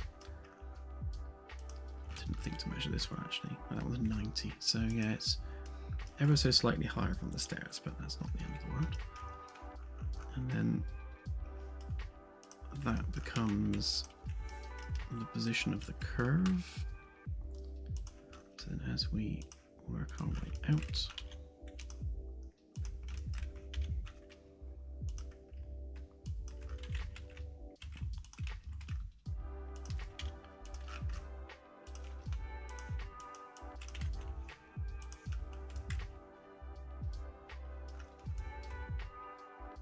oh yeah.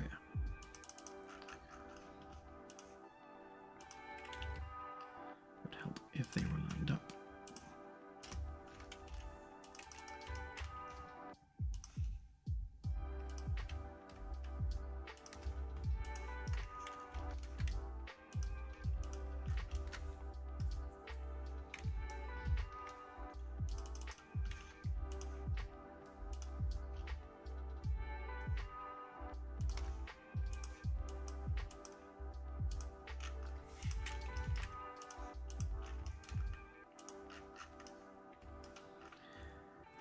Okay, so that's essentially how much room we got to play with there. And I think what I'll do is I'll do a relatively small arc there, and then just carry that outwards so it retains its spacing. Otherwise, it's going to look weird if they're the same all the way along.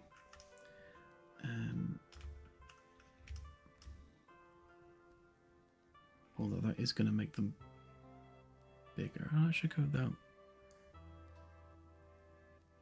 We'll see. We'll see how that looks. It might end up being too big, but we'll suck it and see.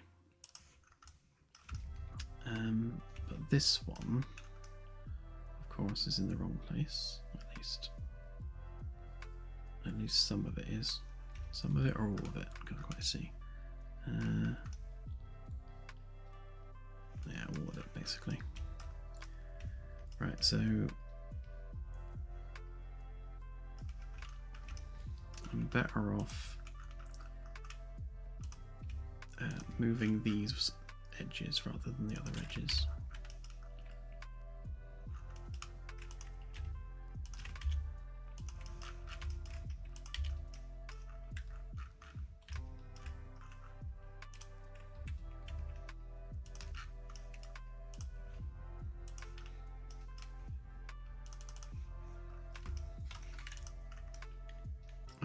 Lined up. Good. Right, so that one is fine. That one needs moving ever so slightly.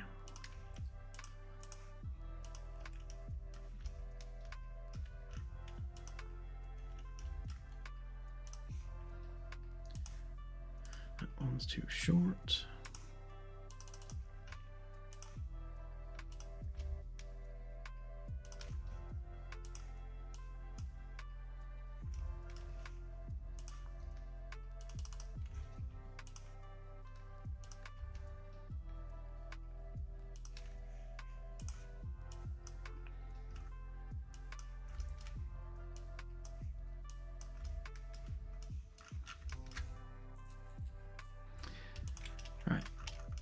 so there's our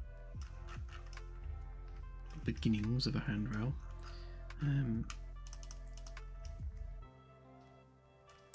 sort this bit out so that it reaches. Help if they were on the same group.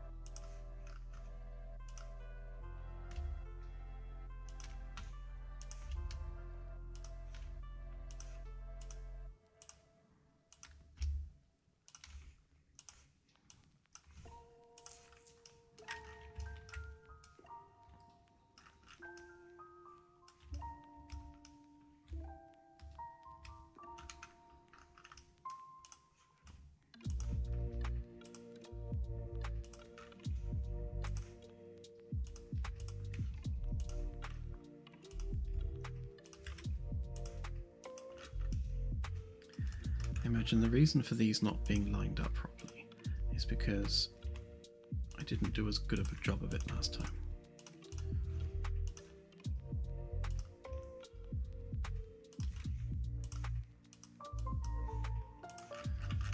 Okay.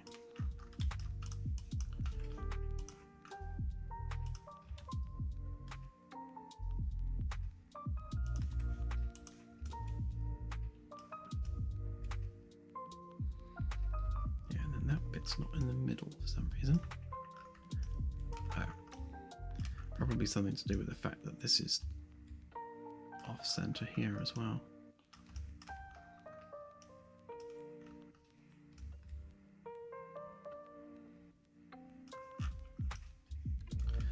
Just to be awkward.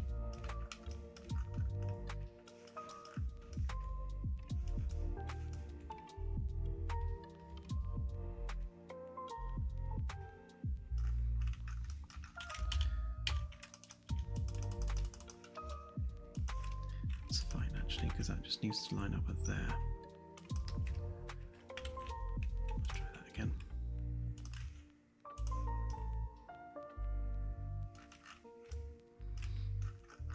Yeah, that's more like it. Right then, so that should be good. I'll re-rotate these so they line up properly.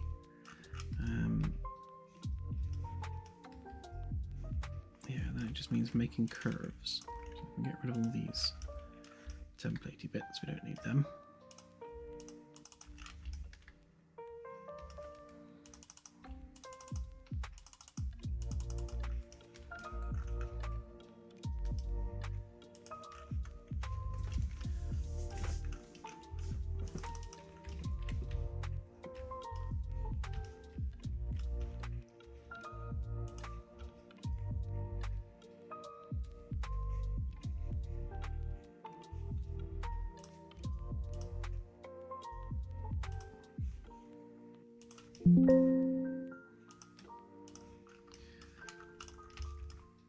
Right, so this is where we make our curve. So we want maybe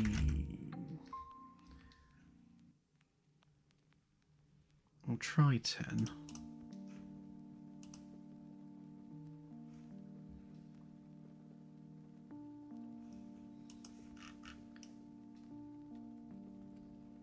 What was that, Alexander?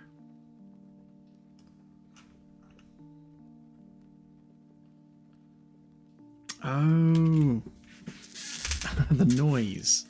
Right, yeah, sorry.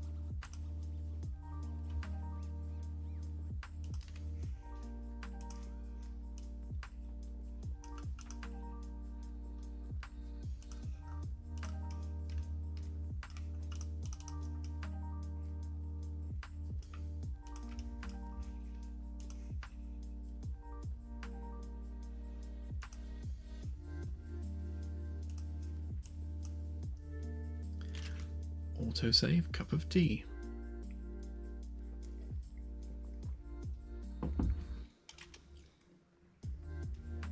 We could turn that into a drinking game, to be honest.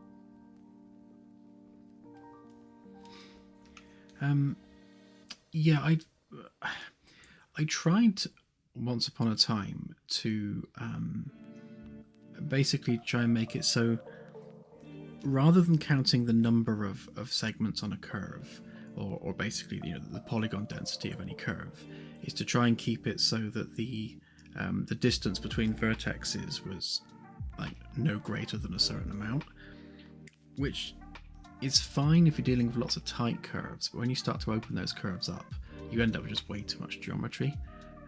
So for the most part now, I just wing it and see how it looks. Obviously, the less of an angle on the curve you have, the less polygons you need. And obviously the opposite if you've got a really tight curve.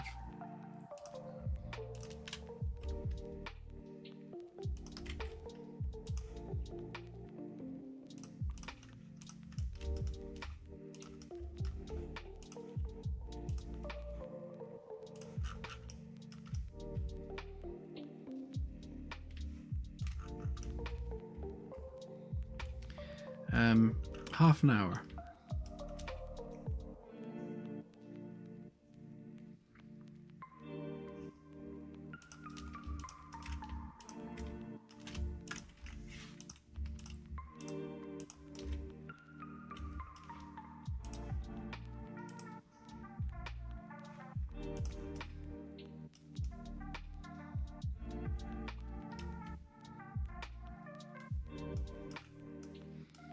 To be honest, that might actually just do it.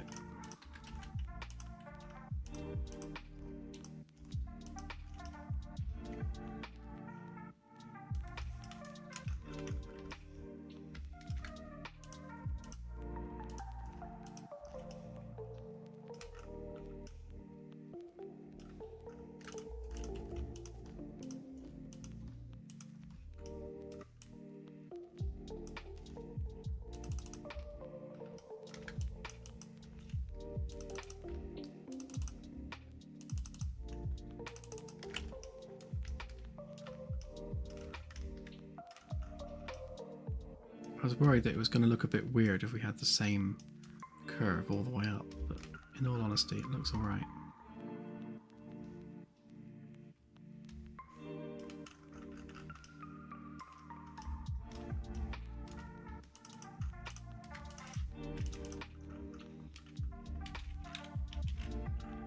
So if we grab all of those faces,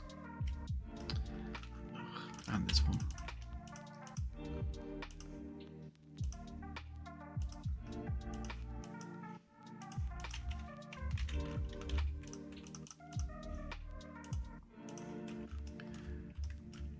That one, that one, that one, that one.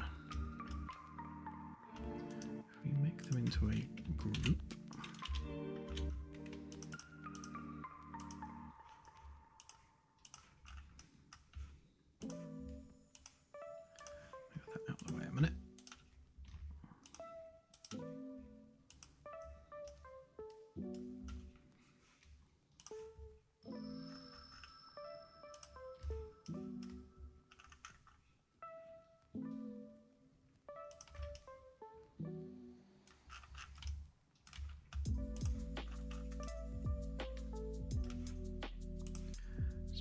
That's definitely middled.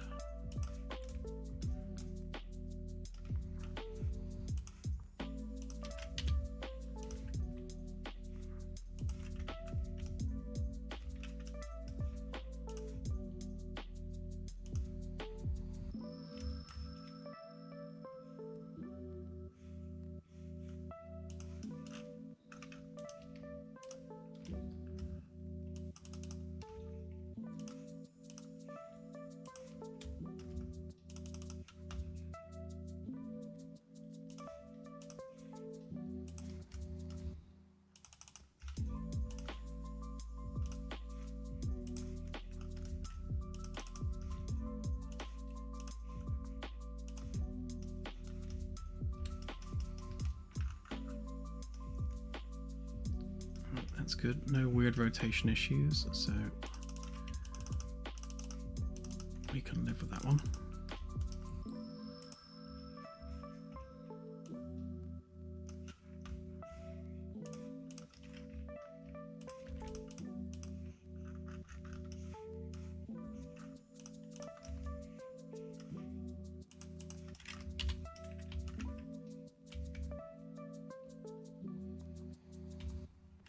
Yeah, I did debate doing it with splines so that we could nudge and edit them in real time.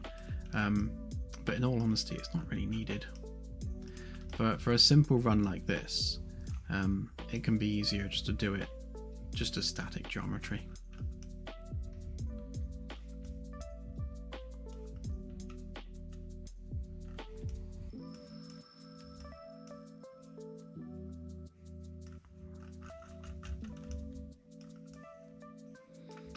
So that just needs to be rotated a bit.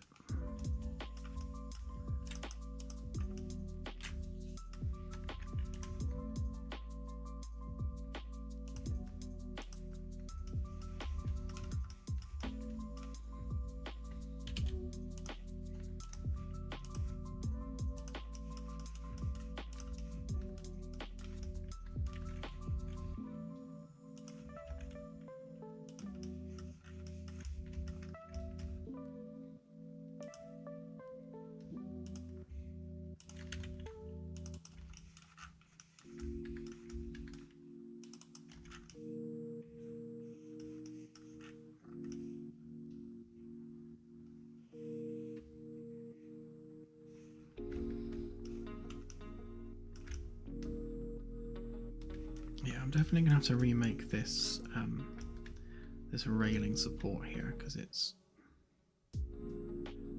not great in terms of its alignment.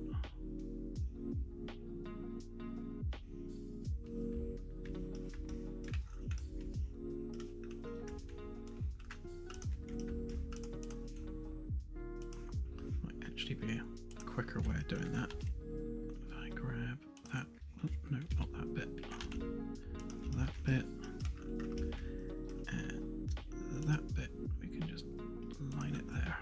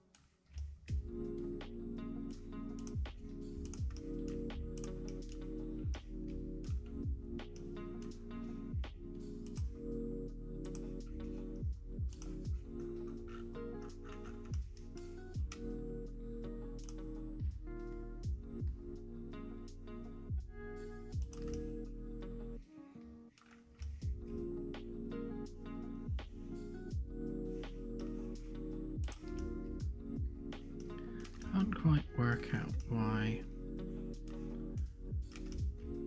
it's fitting on that side but not the other.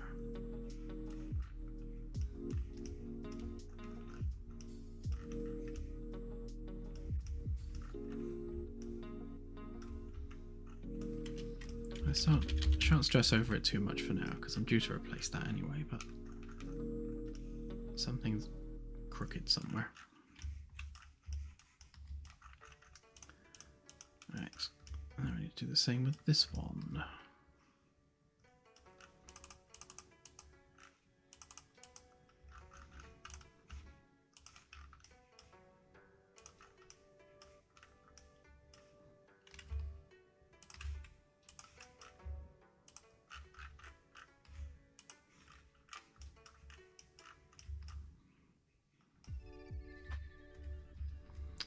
Oh wait, they're components. That's that.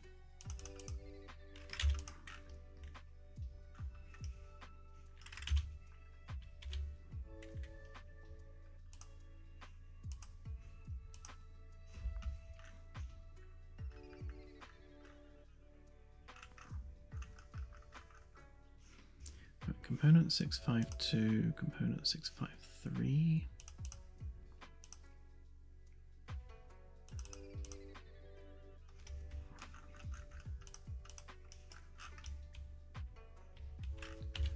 Looks like it's got a component within a component there. So we explode that and then make unique. Oh, hang on, was it a group inside a component?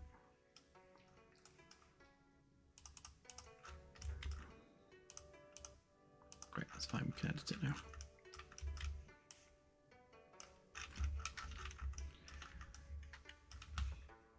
Right, so first things first, I need to move that vertically down.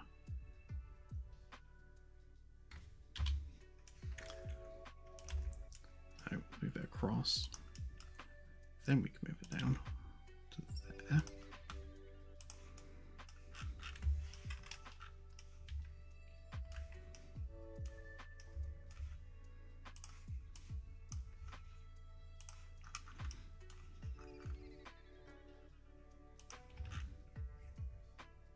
I'll fix that bit.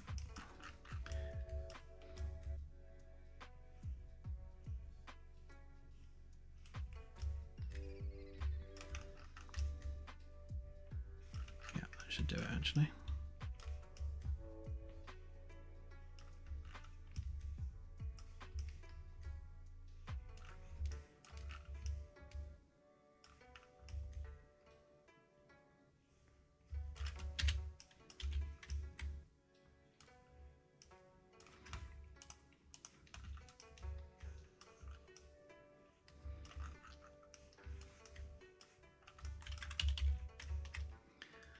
Okay, we have ourselves a new handrail.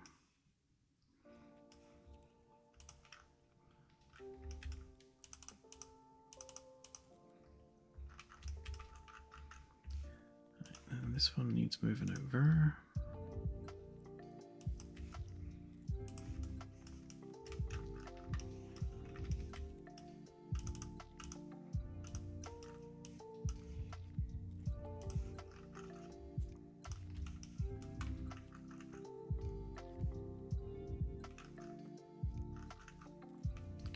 Line up.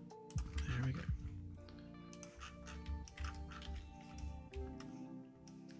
Right, so that needs a corner piece putting in. Should be simple enough. That should now be lined up there.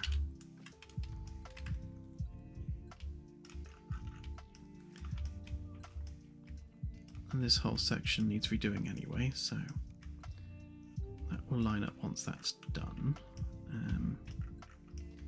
And then yeah, this is going to have to chop off down here somewhere, and then that can join that bit. And then I also need to make an actual underside to these stairs as well, because they don't actually have anything holding them up as of yet.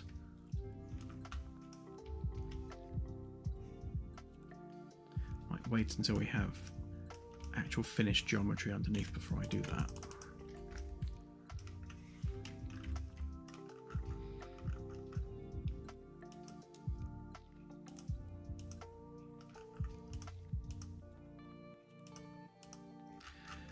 That bit's the stairs.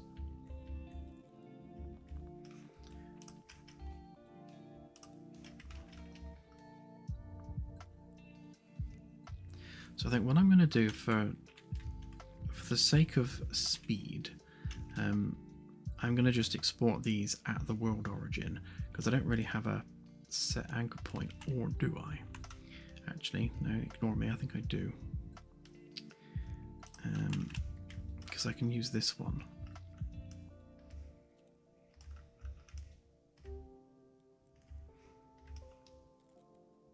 Yeah, I will do. I'll use this one as our anchor point.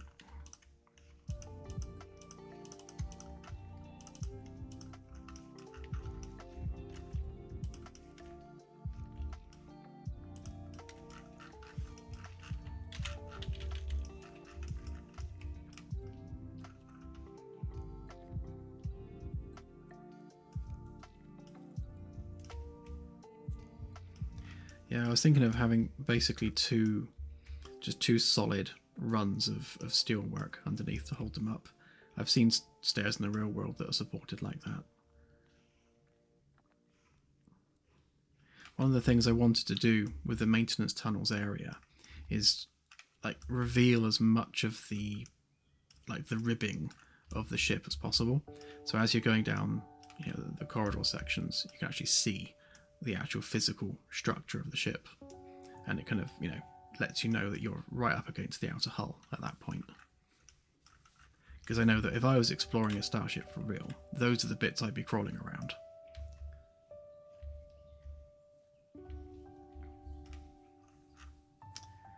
Right, so if we paste that there,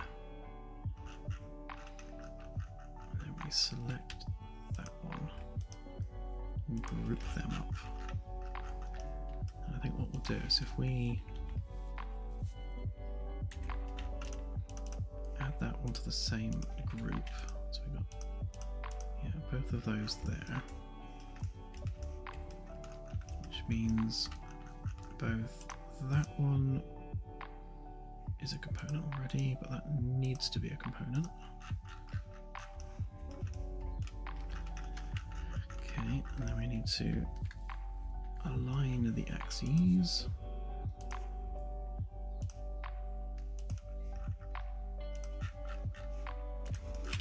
That's the group axes done.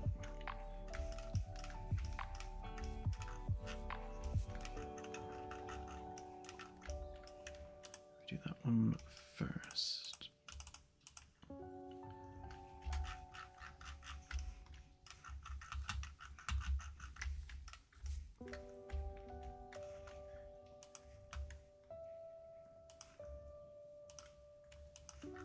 This is a bit of a ball ache every single time you've got to do it, but it's the only way of getting the mesh to export in the right place with the right inherited world origin.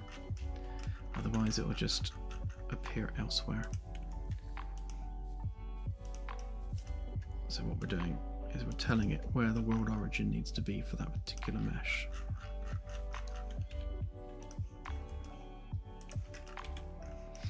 Right, so that one, yeah, they're all aligned. Right, I may as well export these as well while we're at it. So I do it from that, I suppose it doesn't matter, does it?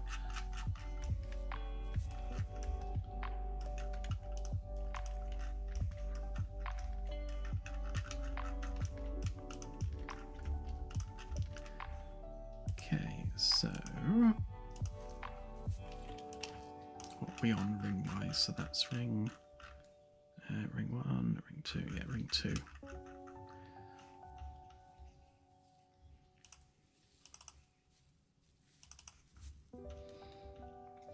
Ring 2 floor, maintenance tunnel, straight,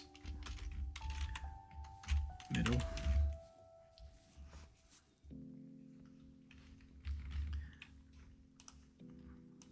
And then that one.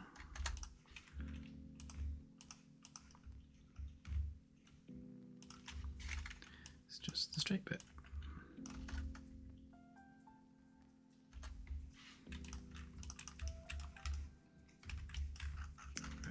And then we've got that one, which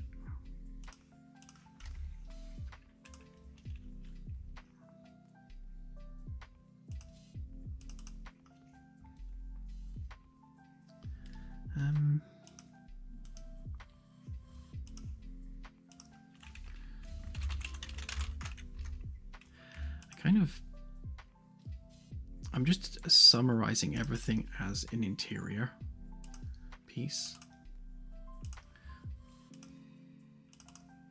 Things like stairs and sofas and that stuff, I'm just kind of calling it interior as a naming convention. That'll probably do.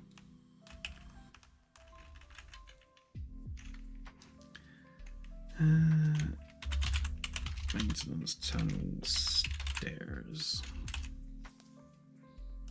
Although I suppose technically they're on G deck. Ring 2 G deck maintenance tunnel stairs.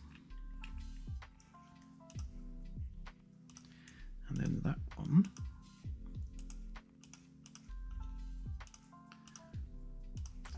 is the collision.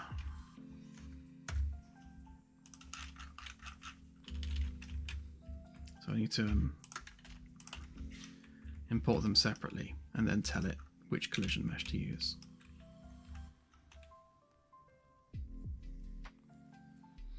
Have a good one, CSI. Right, let's start importing some of this stuff. Right, where are you? Not where I want you to be. Meshes, going to floor, and then we want ring 2 floor, them 2.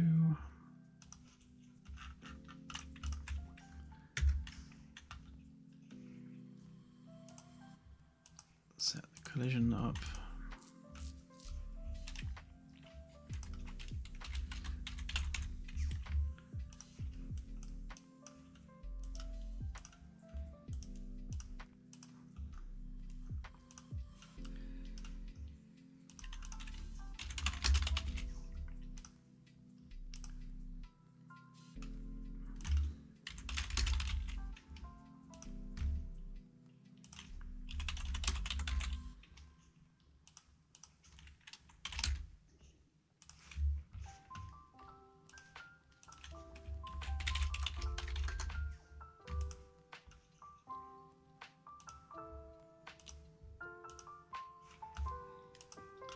One done.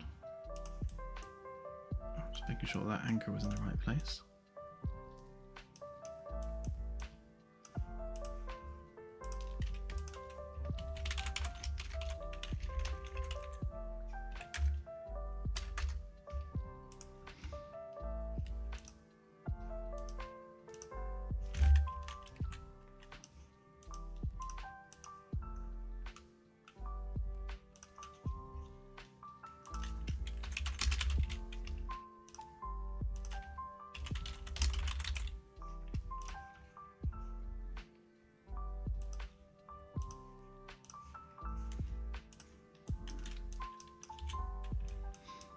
Right then, they should now all snap nicely into place.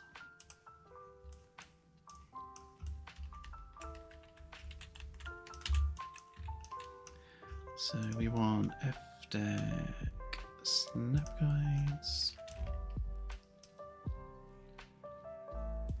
Let's grab a random floor panel so that we can steal it.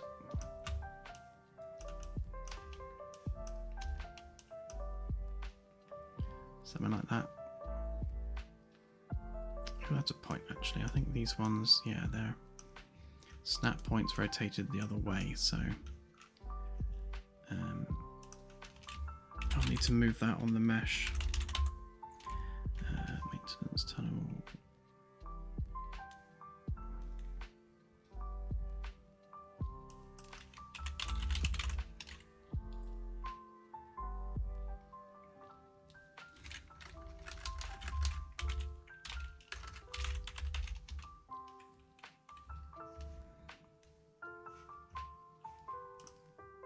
Oh, click the output log, don't do that.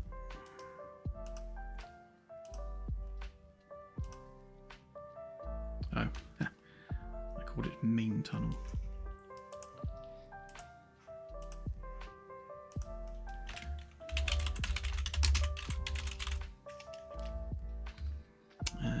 Straight, that one, okay. so the on the straight bits, the anchor point's facing the other way. So I just need to rotate that by 90 degrees, and that will solve that problem. Like so.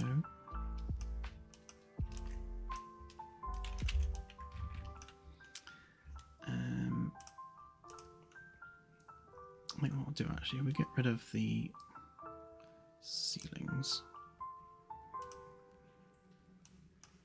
because it's much easier to see like that.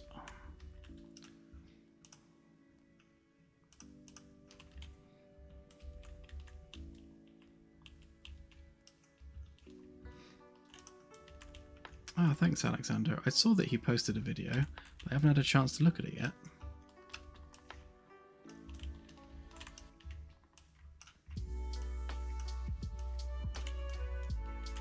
So far he's been quite positive about the game, which I'm very happy about, because I've always been an Obsidian Ant fan, and I'm actually one of his Patreons. But you know, I like the fact that he's honest, and he'll call a spade, and if the game sucks, he'll say so. And I respect that honesty, and the fact that he's not saying that kind of makes me feel good about the game, because I know that if it did suck, he'd say so.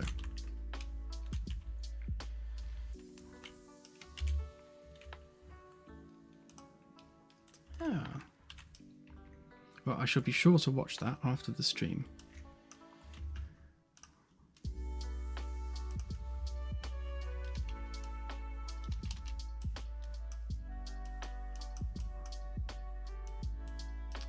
Oh yeah, I need to do the anchor on this one as well, so that needs to be rotated 90 degrees. Although that one might need to be minus 90 depending on the alignment. 90 is fine. Okay, so that's good. And of course, when I re-import the mesh, we'll lose that bit on the end. But before I do that, let's just add the floors over here.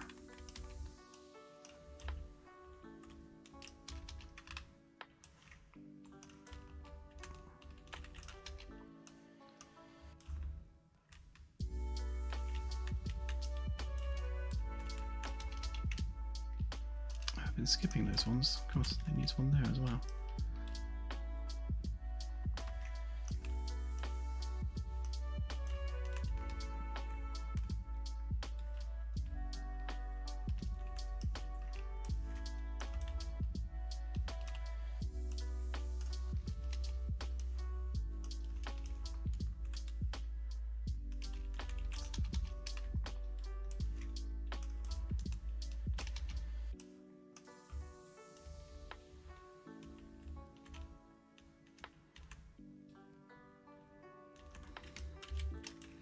Hey Festus, that really sucks. I hate bureaucracy and waiting for paperwork and stuff.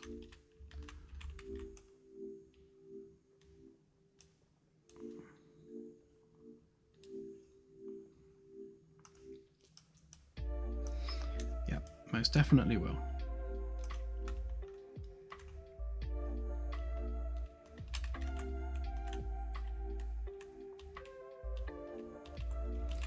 So I'm going to need a little filler bit for there when I do that double bit. Yeah, that will be consistent across all of them, and to be honest... Oh no, I haven't done it yet. I was hoping I'd already did the snapping guide out here, but apparently not. Unless... Did I do it on C deck? C deck snap guide.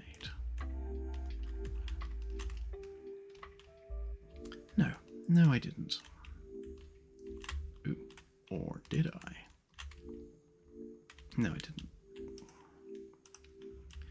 Alright, so I need to make a new snapping guide just for that section there.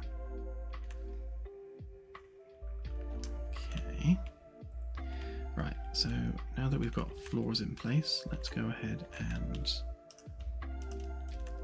I guess delete these steps. Yeah, I think I would actually just delete them,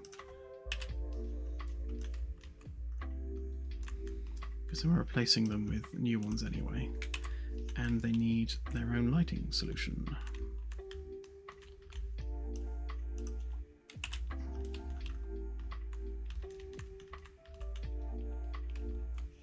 I think I missed one. Yeah, that one. Right, so get rid of them. We need to get rid of F deck snap guides can go away. G deck snap guides needs to come on.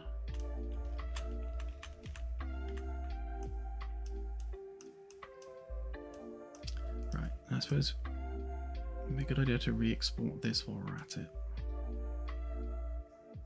Yeah. Someone's transported out the stairs. Right, yeah, so we need to re-export this one. Definitely is part of that, isn't it? Yeah.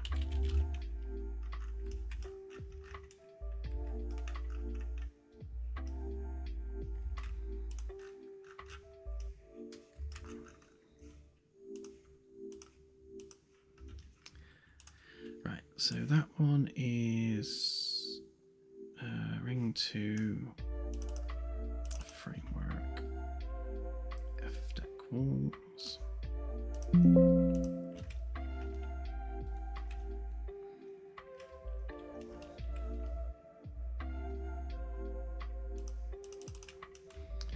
Okay, let's just make sure we've got that done. So that should fix that railing problem.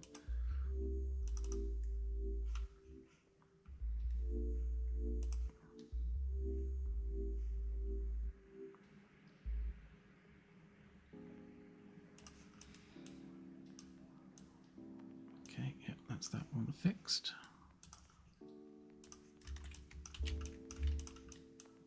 Again, we'll just make sure that we sort the normals out so nothing's wonky. May as well do them while we're at it.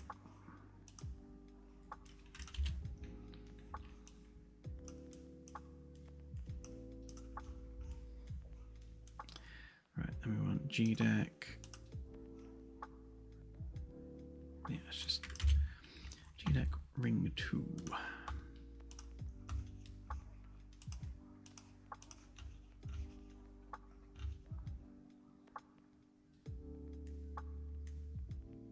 Which I don't think I've actually exported yet, so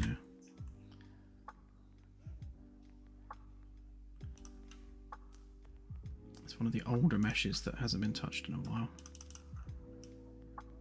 hence it not being lined up.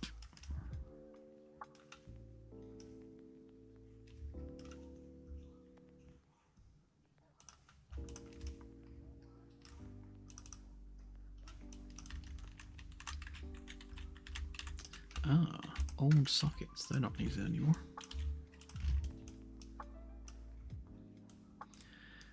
Yeah, so that's the old outer hull profile there.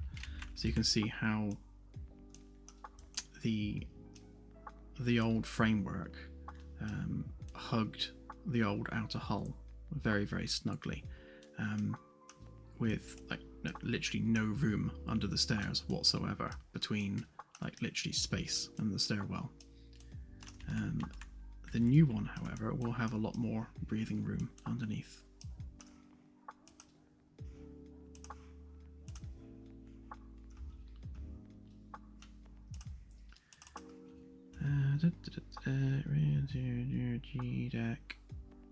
G deck walls, that one. There's so many pieces, it's hard to get the right one sometimes.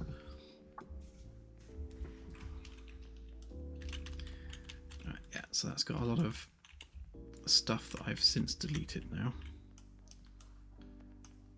But the stairs, or the handrail rather, should at least line up now. does.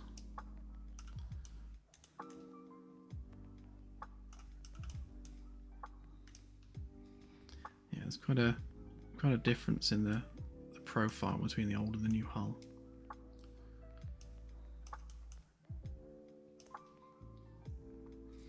Oh, the other thing I need to do is I need to take these lights and give them an anchor point so that I can properly line them up with the 4 pieces. Because right now they are, well, they're not lined up at all, so that needs fixing as well. Okay, so we should now be in a position to get ourselves some stairs. So we want meshes, ring 2,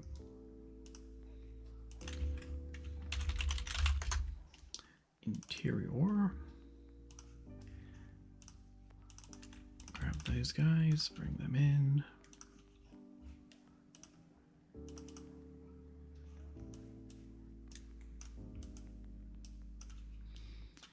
Right then.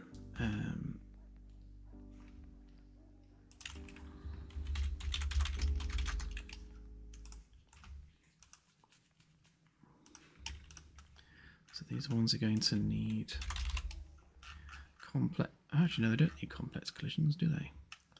Of course not, because we've just made new ones.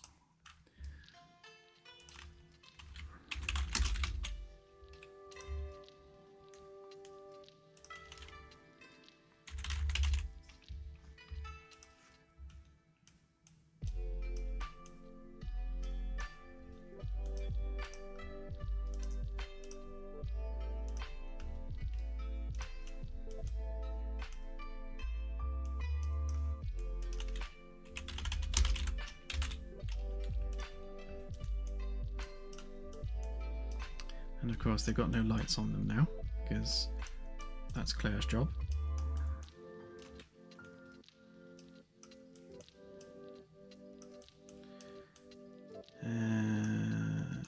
Yes, okay, so... Right, so that's that. And then this one basically needs nothing.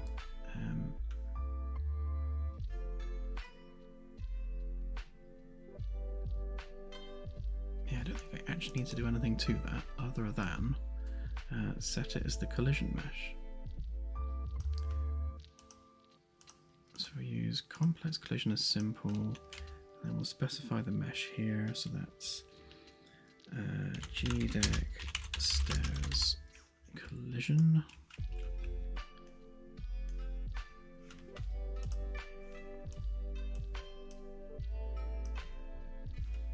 Okay.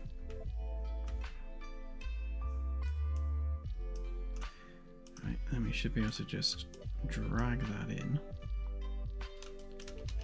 And it should pop into place where we want it.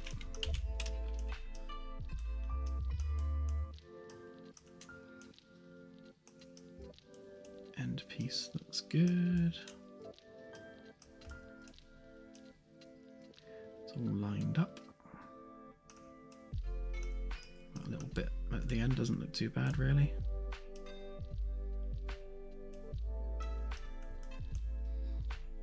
Obviously, once we put the actual lighting on there, it will look a bit different. Speaking of which, let's do that.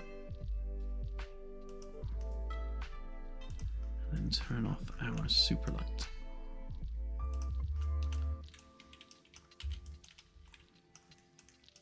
Okay, so we're definitely going to need some lighting in there as well. I don't think these guys are really man enough to light up down there.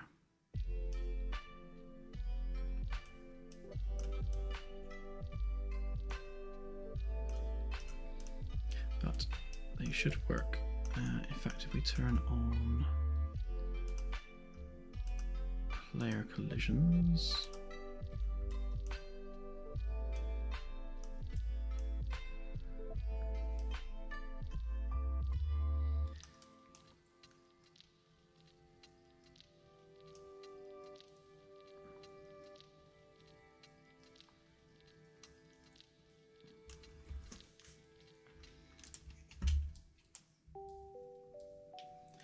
Yeah, there's a whole bunch of just little things that need doing. In fact, there's going to be like no end to the little things that need doing.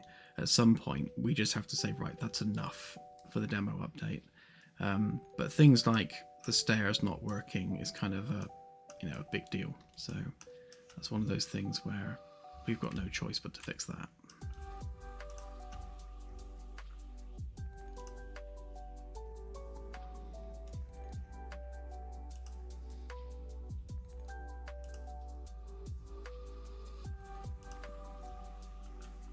Let's get rid of some of this layering a minute.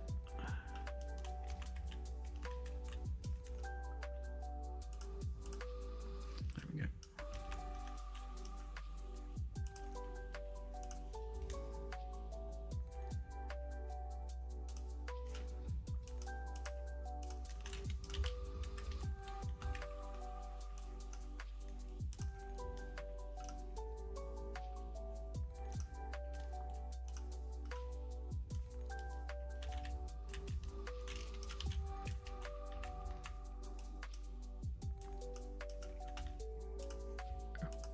Why is that not working? It's because I'd hidden it. Right, make sure we're on the right level. So that needs to go over there. Plop. And over there. How do you know that Claire's been here? Appears there'll be a plank of wood with some stuff on.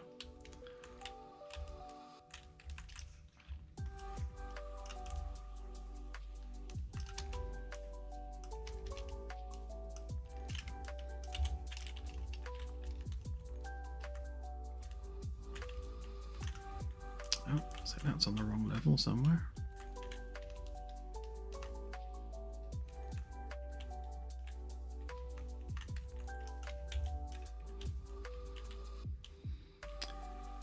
Right. Okay, looking good. Right, let's give this a test just to make sure that the collisions work and all that. Oh yeah, one thing I was going to say is that something I've noticed with nanites is when you give it a custom collision mesh, it doesn't necessarily register the fact that you have. So you still get like odd collisions.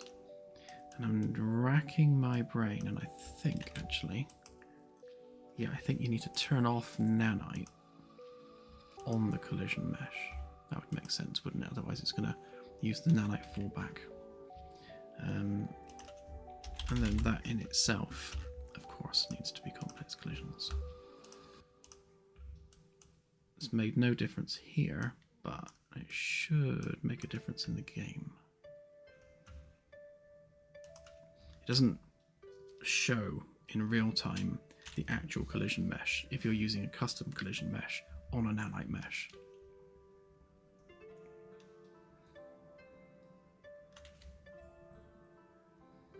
Hey, Zockbox.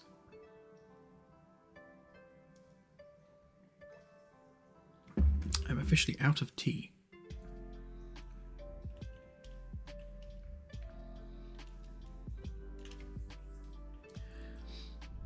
You're watching the creation of Starship Simulator.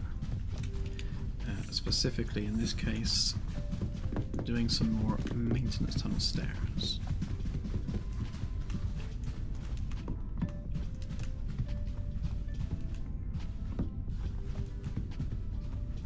running down here because I want to make sure that the flooring here doesn't like pop in. No, it's fine.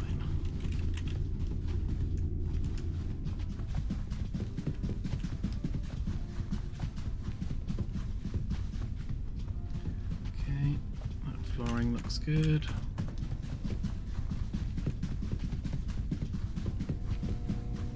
That flooring's fine. Okay. Right, so we've still got that weird collision,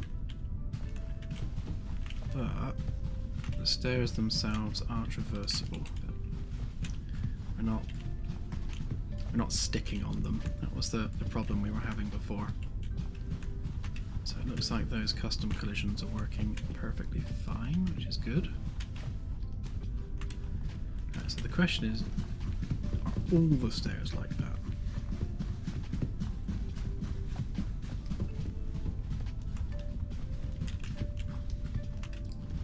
Yeah, so definitely hitting my head on this one as well.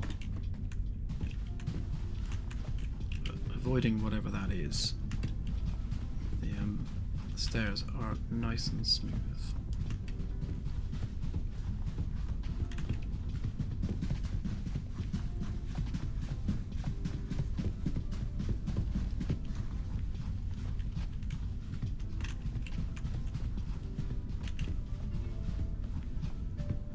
Ah, interesting.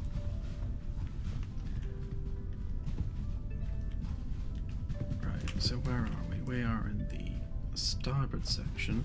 Right, so the starboard section doesn't have whatever the problem is.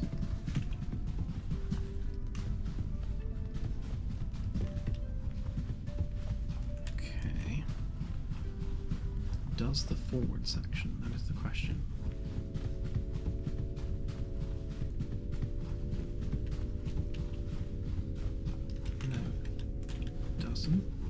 No, it doesn't.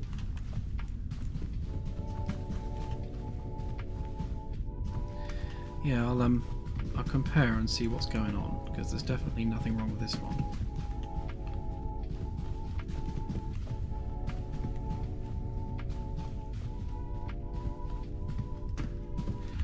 Yeah, I don't want to turn the torch up too far because it becomes like super bright.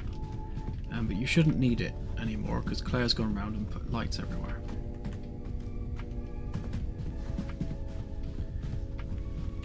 Okay, so that's interesting. So the forward and the starboard sections don't have the weird glitchiness.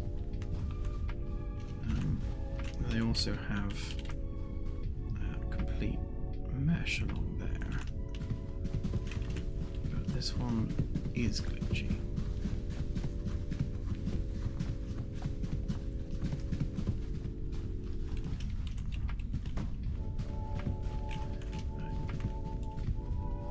So that's got the old framework there. I wonder. So the only thing that's different about these two particular sets of stairs is this is a different framework mesh.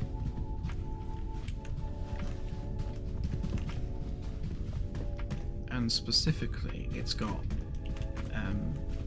some bits there which need getting rid of.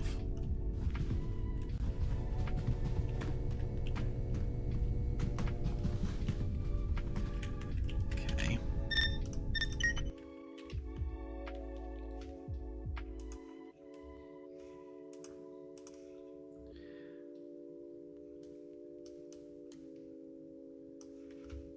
Which means that the problem's up on F deck, I expect. So we've got the framework sheet. Sorry, no, the G deck framework sheet, which has got this on it. I don't think that's necessarily the problem, but might be.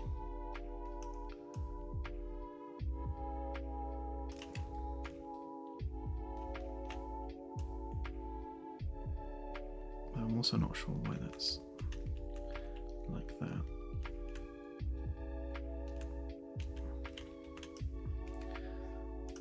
Alright, let's fix both of these things. Oh no, I can't fix it from there, can I?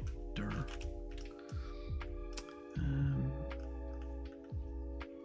G-deck frame sheet.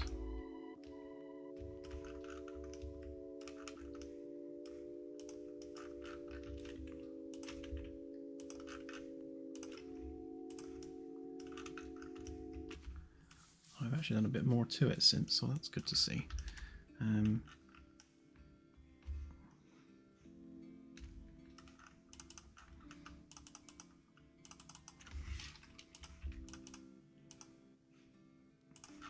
Let's remove any colour that shouldn't be there. Right, so if we get rid of that, then there should be only the one. Is that separate one.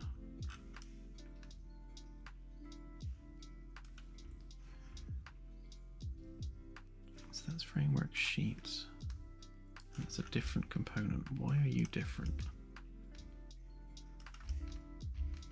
Ah, right, you know, that's, yeah, because that's the aft corridor.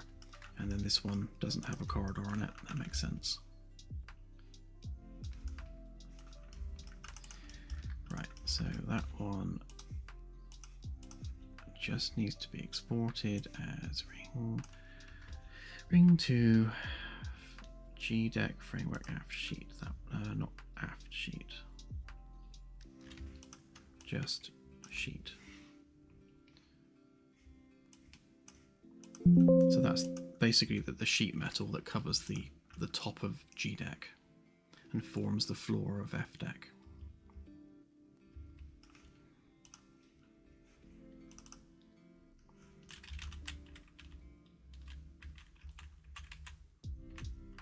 Right, so we re-import that then.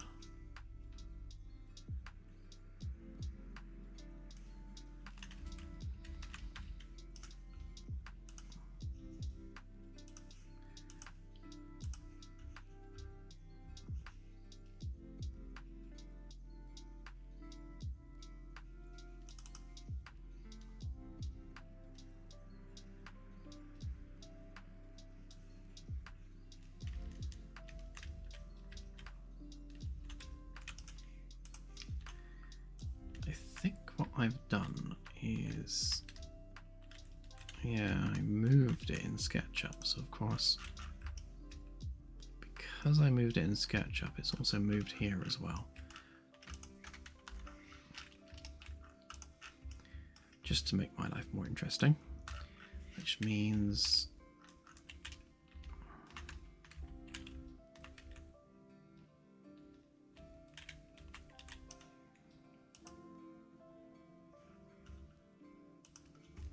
so that's the baseline one, so then 180 would be there.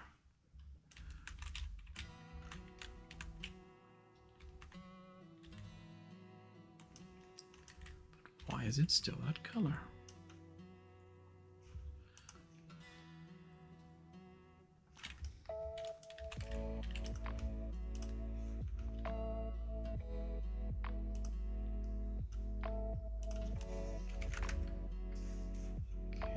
Those ones. That's those ones.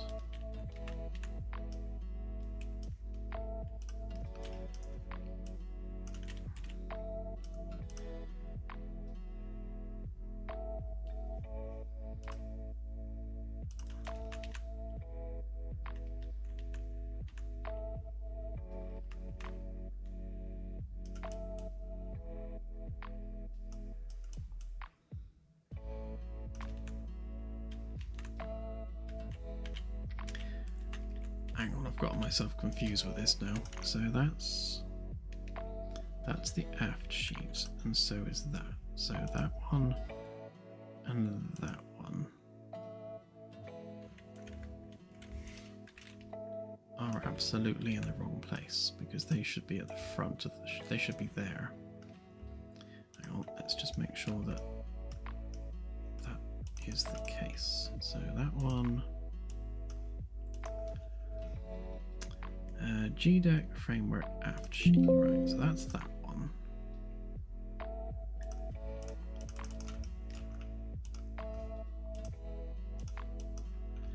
Right, and that's GDEC framework sheet.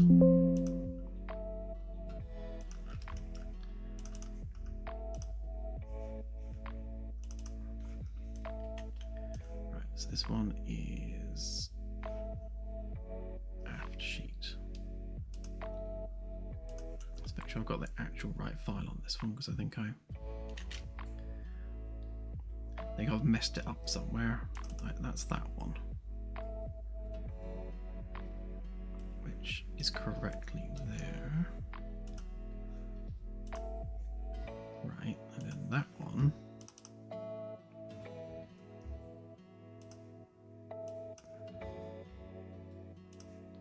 That one. which is correctly there. Right.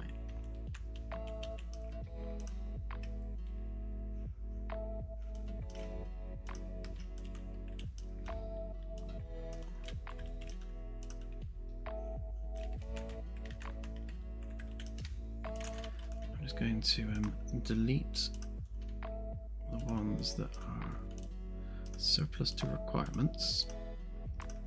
Put those two back where they should be.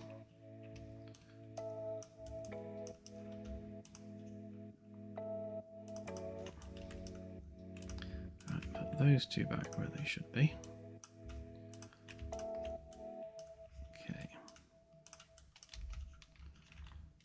Right, and those two go there. And then those two go there.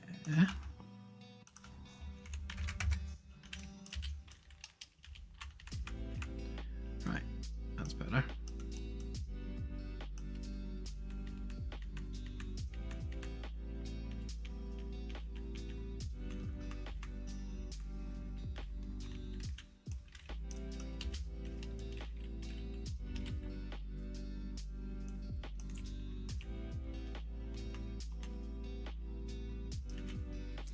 Yeah, in the UK and Europe we pronounce it Magellan.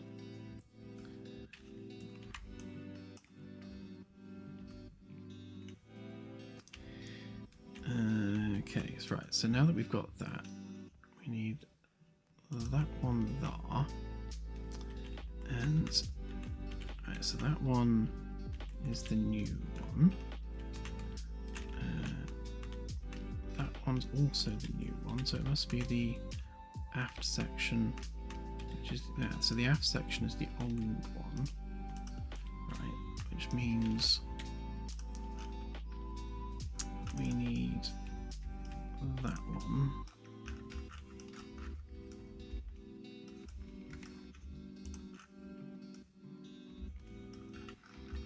Or rather, that one.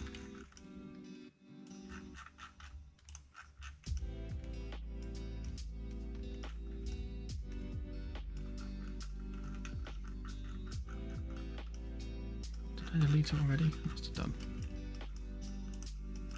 Alright, let's re-export that one then.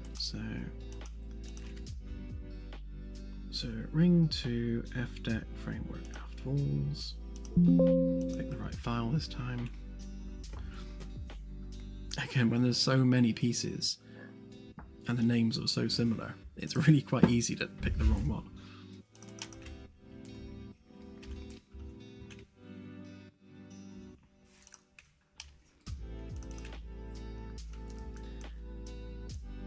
Right, so that little bit on the end is the little bit we wanted to get rid of.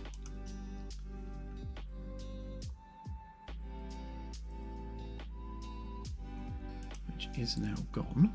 Right, let's get rid of some of these tabs a minute.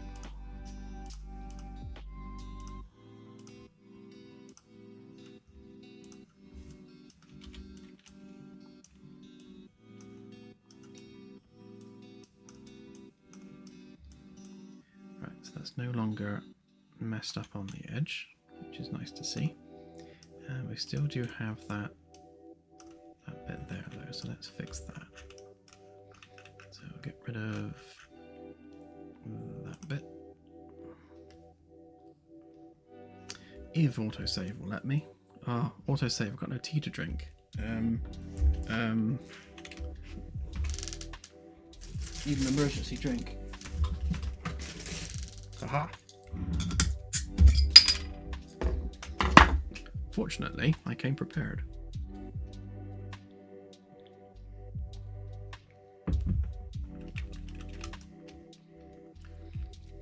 Right, so we need that one.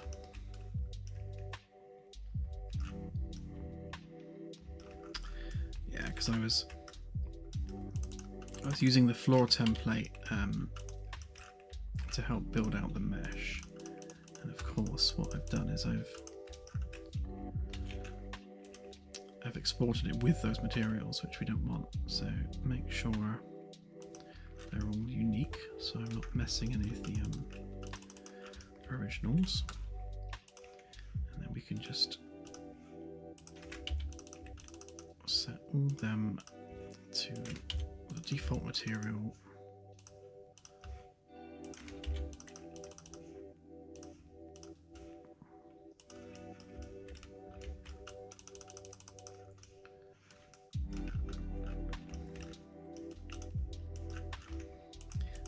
For good measure, let's just give this a quick inspection over here.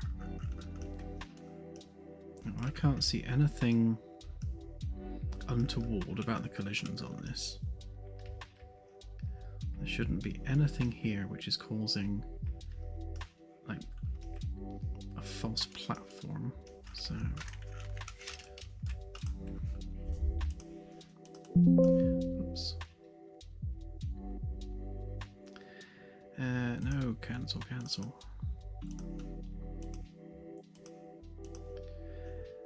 Right, so GDEC framework aft sheet. It's definitely the aft one.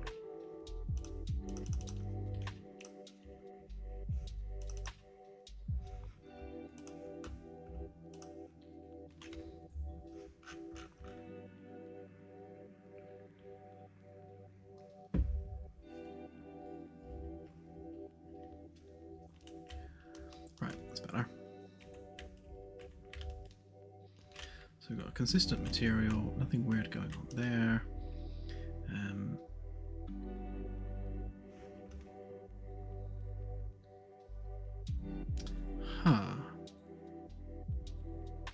Remember what I was saying earlier, whereby on a nanite mesh, if you're using custom collisions, it doesn't show you that you're using custom collisions. It shows the nanite fallback mesh instead. Well, this is using custom collisions, which are flat and don't have a hole cut through them.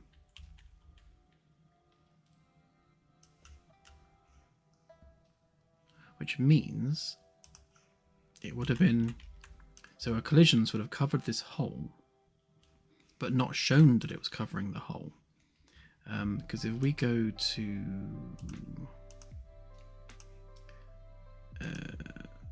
where is it? Collisions, complex collision.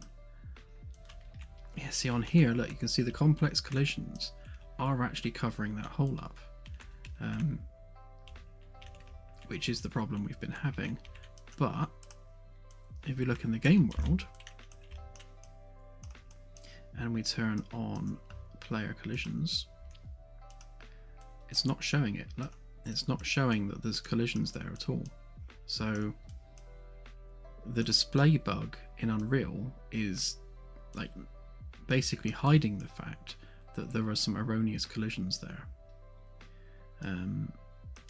So all I need to do is basically remove those collisions from there, like that, and that fixes the problem. Now we have a hole, where before we didn't.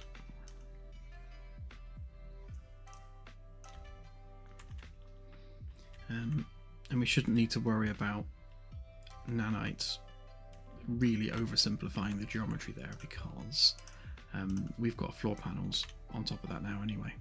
So yeah, that should be it fixed. So let's just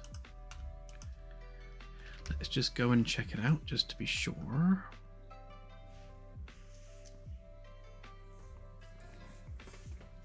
Yeah, it was a combination of two things. One, the fact that I'd done manual collisions, which is, you know, what you should generally be doing. You know, add your own custom collisions to stuff because you can do simpler geometry. And the fact that nanite's bugged and doesn't show you the fact you've got custom collisions.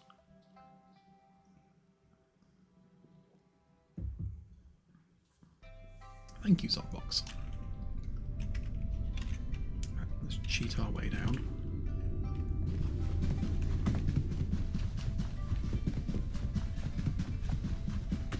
Yeah, Everyone loves a good cutaway. Once the ship's finished, I'm going to be doing a lot of cutaway diagrams.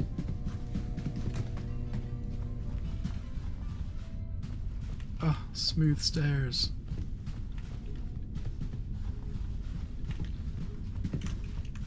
Where were we? So that's the aft section. Yeah, so these are the ones that weren't working.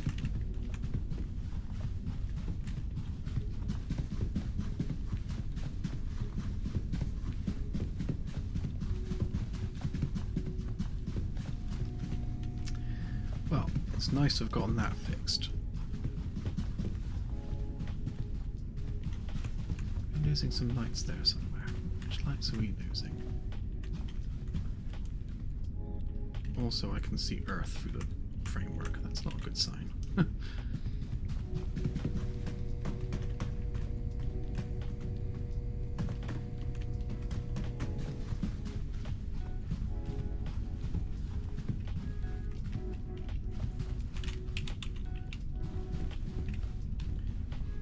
It's interesting, actually. Where's the hole?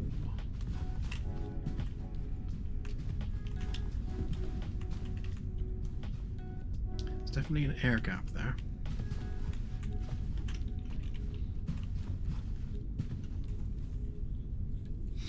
Oh, okay. It's the lights inside there that's turning off.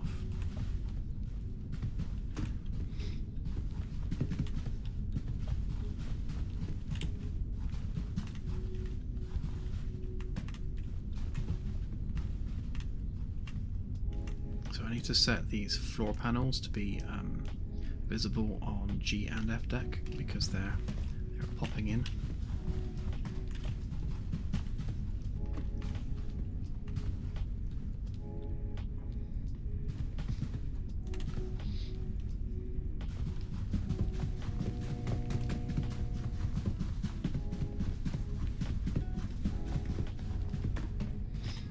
So I'm sure I added railing to this. Have I not re-imported the mesh? I might not have.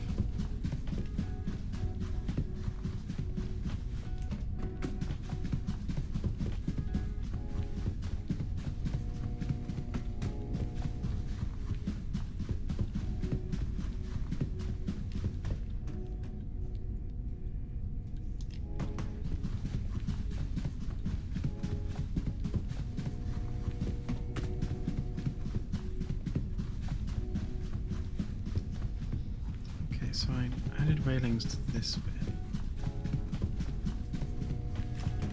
I'm sure I added railings to this bit. Did I not add railings to that bit? I could have sworn I did. Right, let's get rid of some of these layers a minute. Right, F-deck frame walls. We did add railings to it, look, they're there. Which means I didn't re-import the mesh.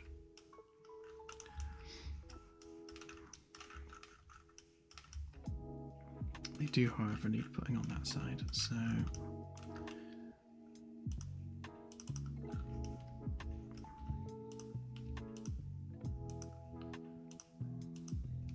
let's grab all these.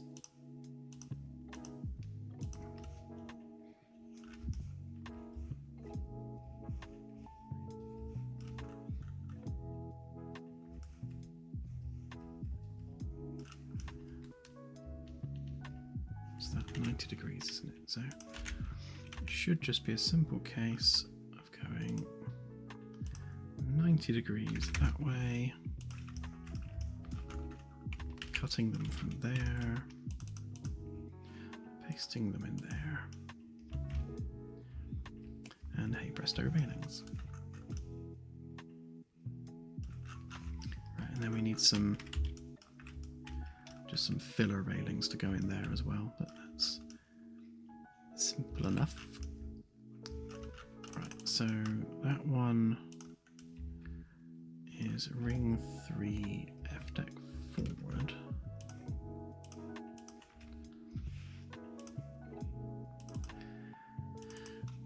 So ring 3 F deck walls. That's that one.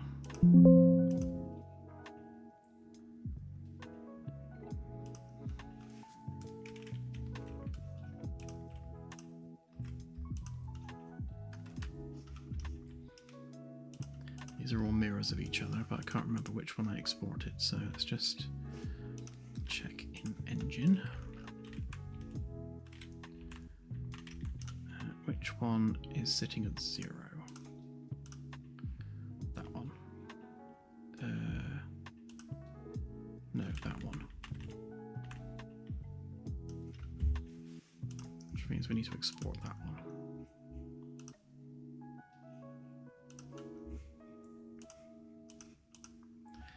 So that's ring 3 framework walls.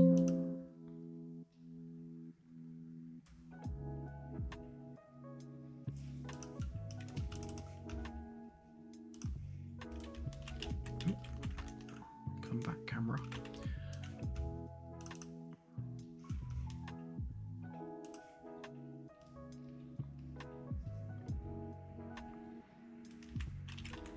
So I end up doing this quite a lot. I'll do something in SketchUp and then completely forget to actually export it. And I end up putting a build out and then wondering where everything is. It's because I haven't actually exported it from SketchUp yet.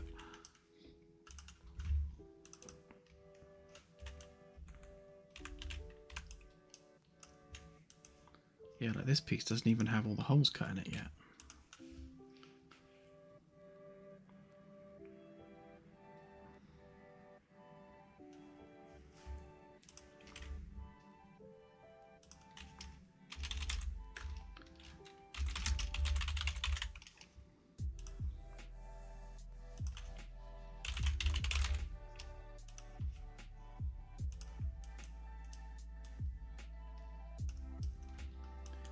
So I need to round off those edges,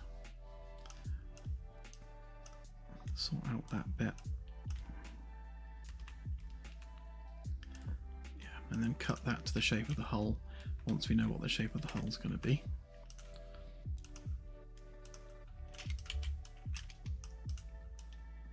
That's betterer.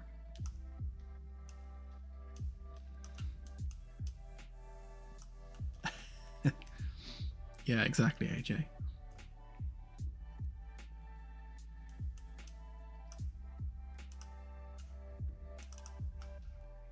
think I'm going to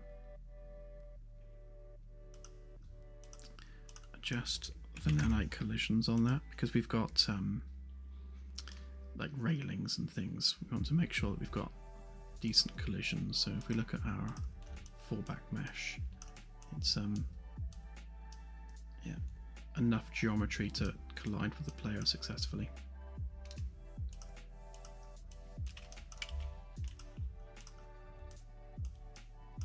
And I'm assuming I've done that on both sides.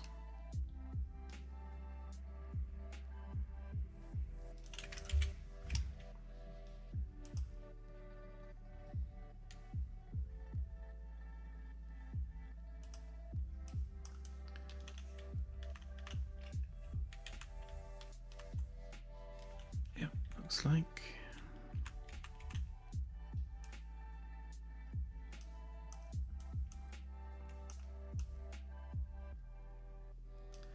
Yeah, so there's a couple of places that you can still fall through. Hopefully these holes have been mostly plugged now. But yeah, down here, that's going to be a falling through the hole moment.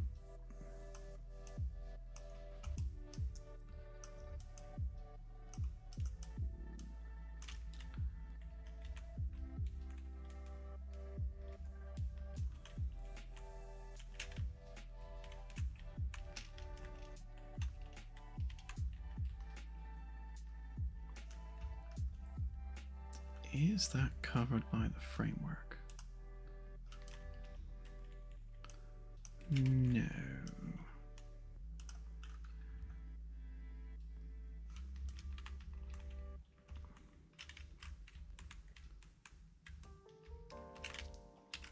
Do we have a massive hole in the ship, I wonder?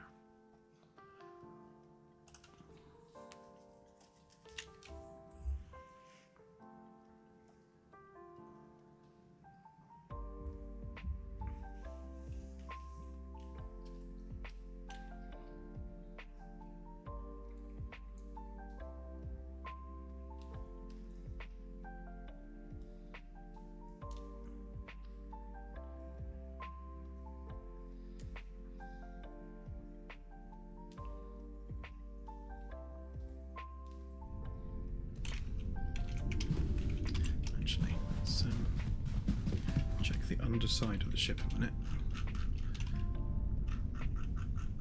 Did I inadvertently? Oh, I did, look. Yeah, so one of the reasons there's a hole to fall through is because I've literally created a hole. So I just need to plug that up.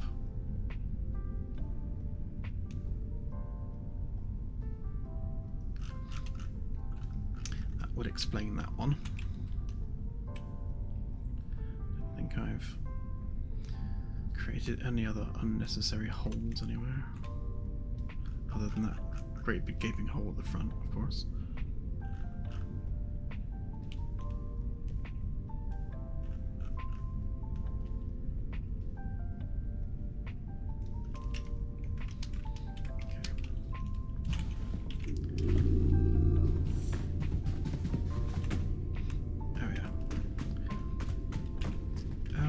See, all this has floor. I wonder if that's set to the wrong level. Okay, so that works. And we now have railings.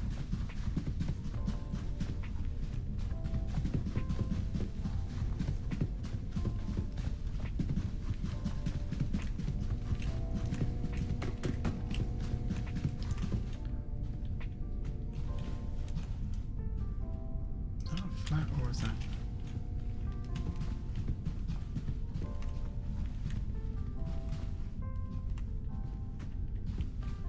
Yeah, no, it is. It's just acting weird. Right, yeah. So there's literally no floor behind there at all. So that'll be why people have been falling out the ship.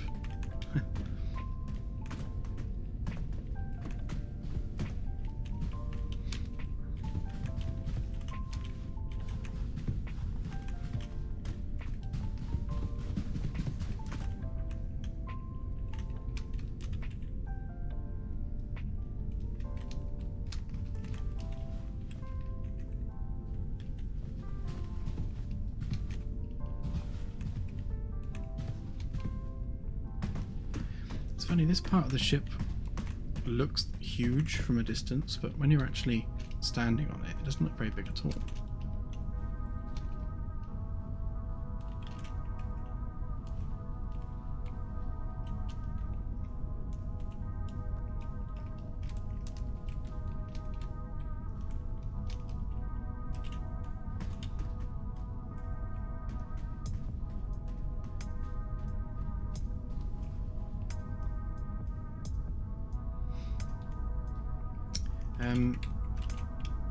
The opposite, actually. So, oh, as in, yes, misaligned. Yes, they are. Those ones. I need to reposition them. But we've also got another problem where they seem to be on by default now. So.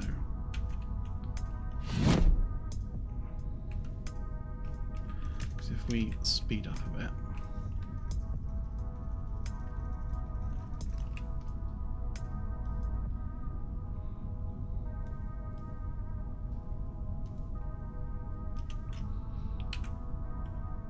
Now they're off. Did those ones go off?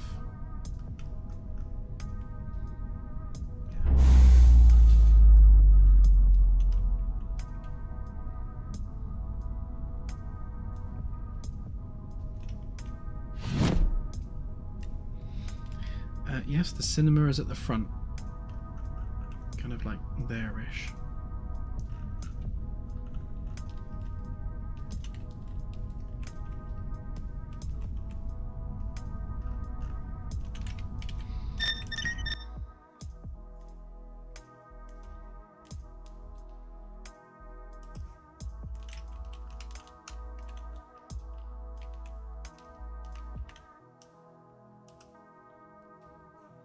What's that? What is it and why is it there?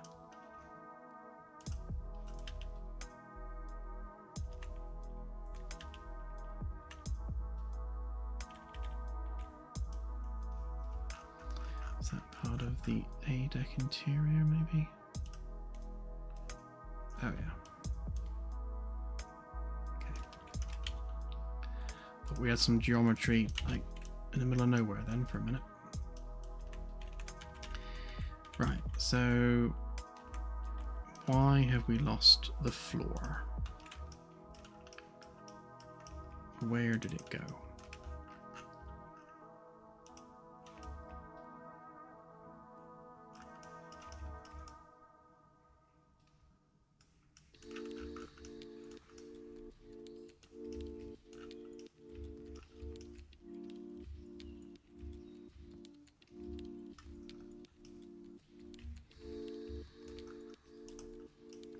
Or more to the point, which bit's missing?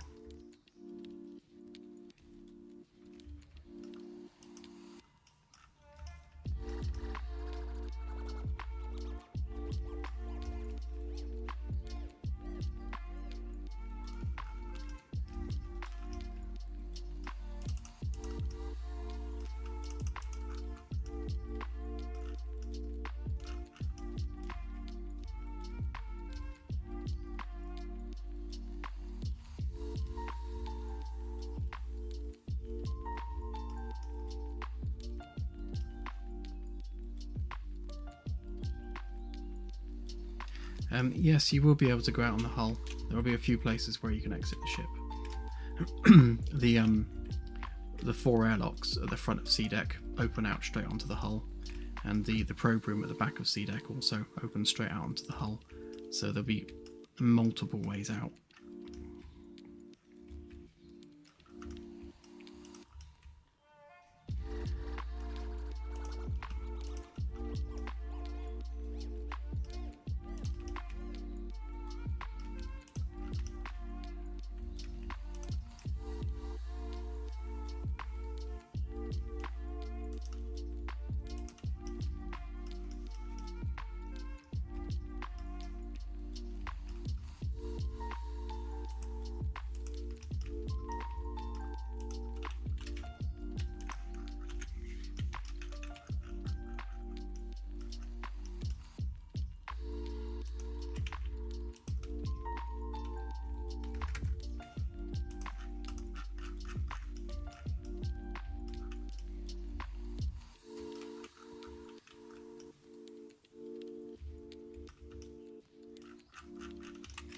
So I think what I've probably done here is I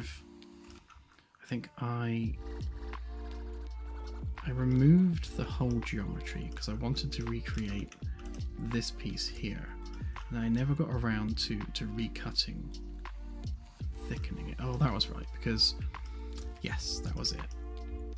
I needed to cut it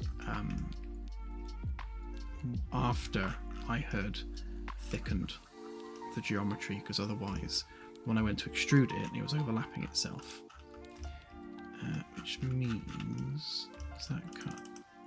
That's all one piece. Right, okay, so right, yeah, so I'll do that then. So this bit needs sorting out here, so that just needs to go up like that.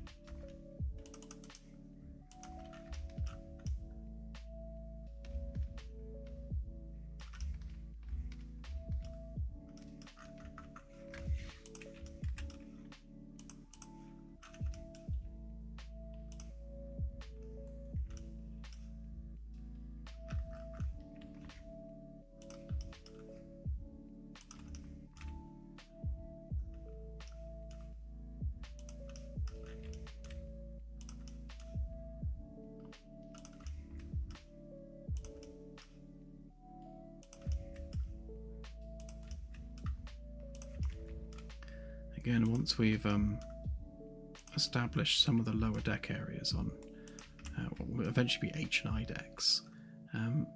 All of this outer hull geometry will need to be redone, smoothed off properly, given a much higher poly count, and generally made to look good.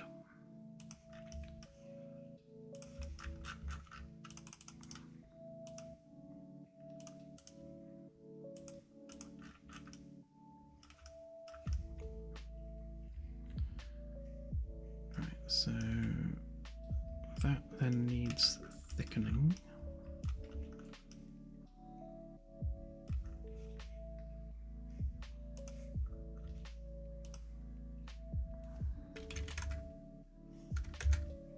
Going to be a lot of geometry.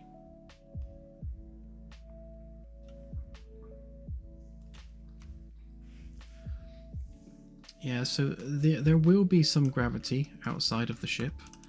The gravity field is probably going to be handled on a per quadrant basis. So the ship is split into logical quadrants. In fact, if I get rid of that cutting plane there, you can see them. So this is the 4 quadrants that the ship is split into. So the power delivery, the plumbing, everything infrastructure wise is isolated on a per quadrant basis. So like each quadrant has its own battery rooms, sort of thing. So you could lose like the entire forward quadrant of the ship. The other 3 will technically still be ticking. The way we're going to generate the gravity, we were going to have a single grid on the underside of the ship, which generated the gravity, but that was before we added the keel fin. So now that we've got this fin underneath, we needed to rethink that a little bit to like a per deck approach. So it's not going to be grav plating in the sense that like each floor panel has its own gravity. It's going to be per quadrant of the ship. So like this quadrant on this deck will have its own gravity field generators under the floor, and when they're energized they will provide gravity to just that deck, and they do that by taking advantage of the mass energy equivalence principle. So you apply enough energy into the system and then you create essentially virtual mass, which of course then creates gravity.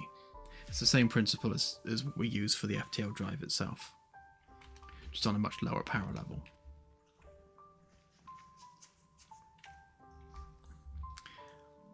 Yeah, hand wavium, exactly.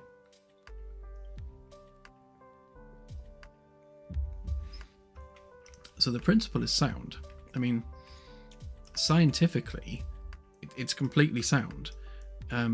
You know, it's an engineering problem. How do you generate the power required to create enough virtual mass to create gravity? And a few streams back, we actually calculated it. It was something like you need like a terawatt of energy to sustain 1 gram of matter for 1 second, and that's a mad amount of energy. But you know, if you put a terawatt into the system, then you have created a gram of virtual mass, and you know, you do enough grams of virtual mass, you can create 1 g of gravity. But the hand wavium part of it is that we're going to have a material which enhances the amount of virtual mass you get per watt of energy. So it's like, you know, off the scale, exponentially better at doing it than normal terrestrial materials would.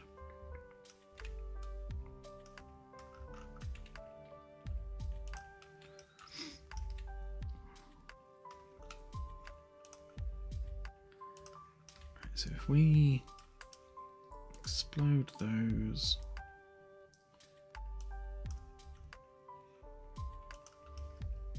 do that.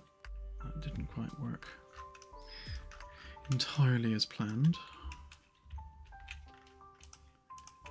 Hang on, let's try that again. So intersect those with context. They should only intersect with these planes. But but then we also need to do a circular cut through there as well.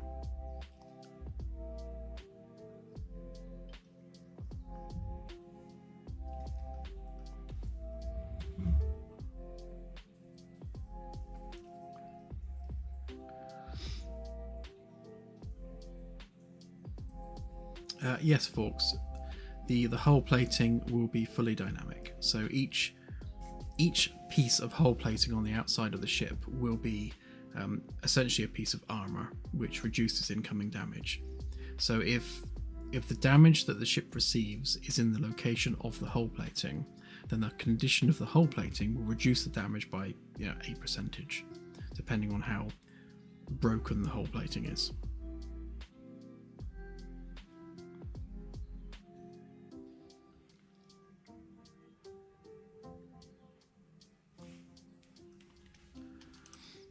I don't think SketchUp was very happy with that command.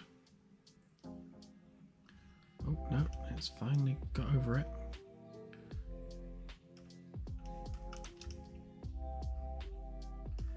Right, so that bit's alright, but that bit isn't. Okay. Right, so if we turn off absolutely everything else.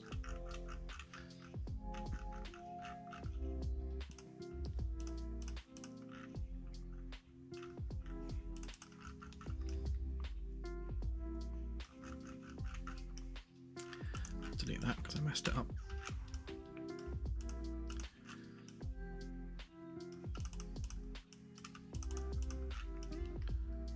Right, so where are we missing some geometry? Here, I guess.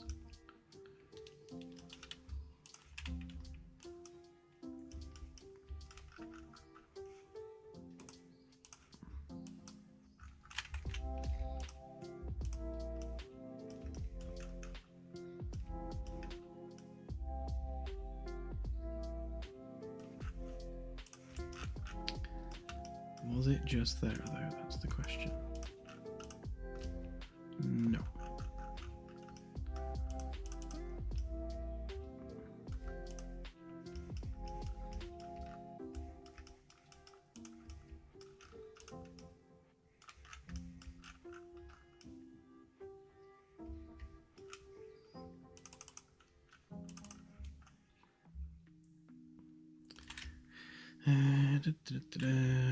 F deck template floor.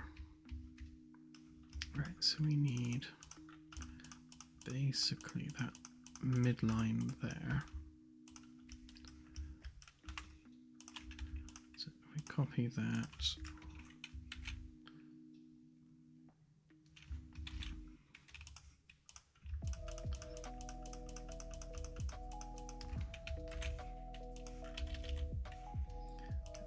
Again,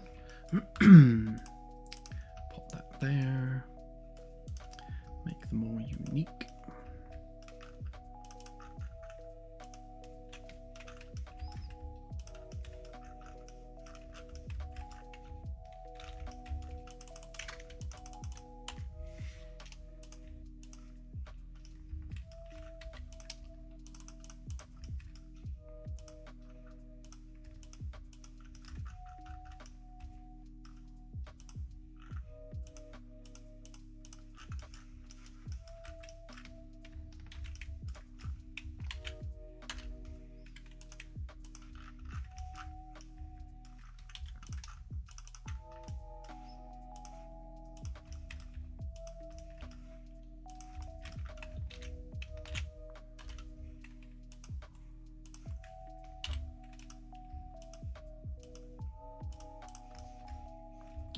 Probably should have grouped these up before doing that.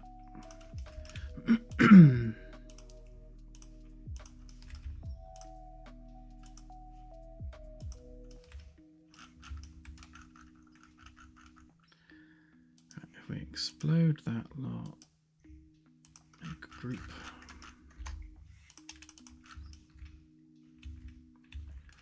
Make sure that it's all joined up.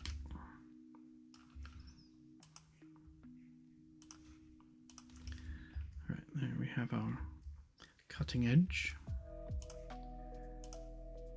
we can just extrude that down vertically through there.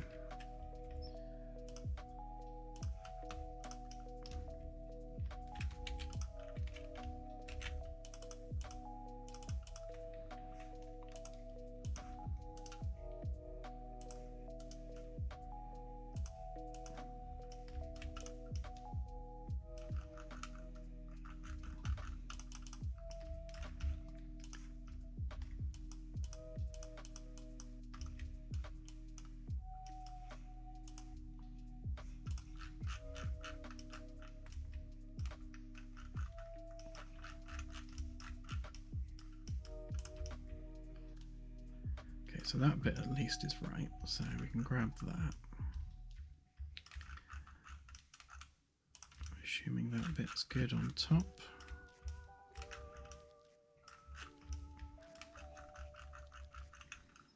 And that bit through there. Yep.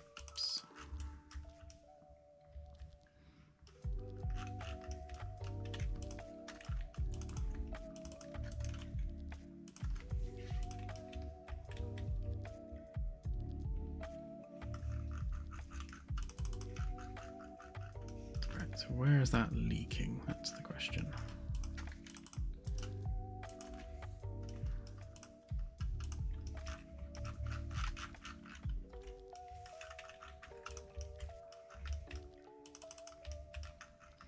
can't see any gaps in there at all. That's weird.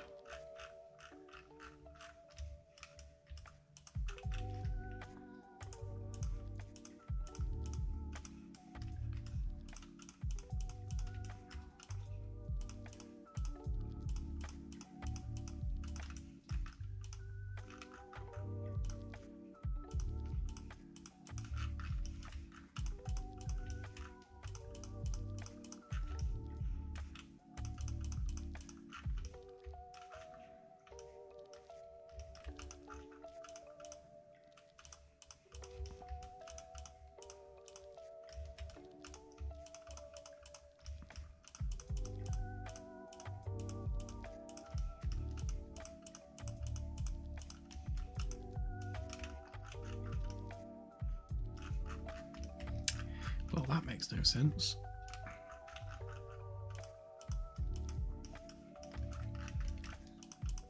So individually, none of these faces leak across to the other side. And yet, the whole thing leaks across to the other side.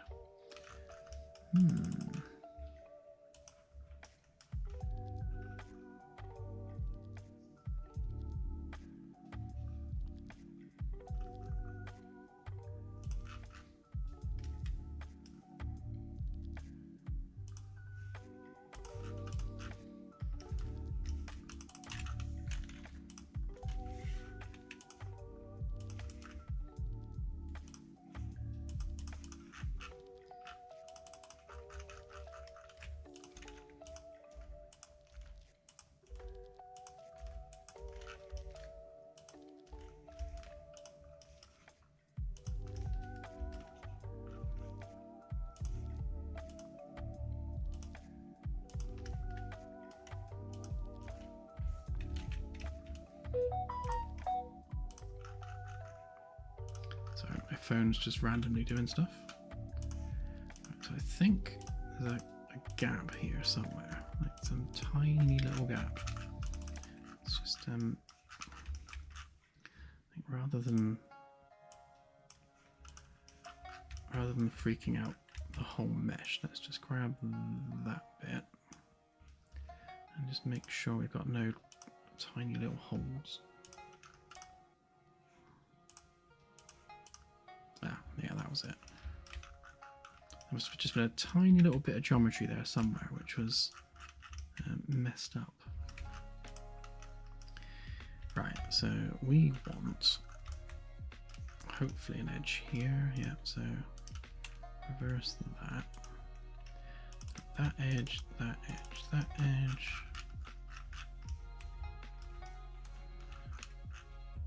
That one. In the middle. Nope, that's fine. We can make one definitely want that edge there.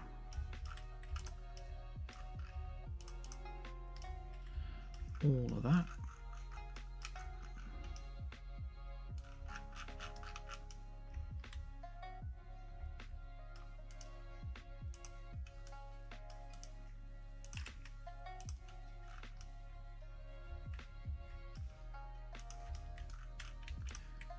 Let's just check this out a minute, make sure all the bits are there.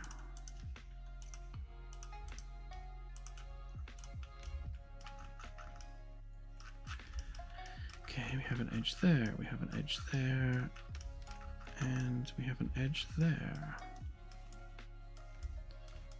But we don't have an edge there.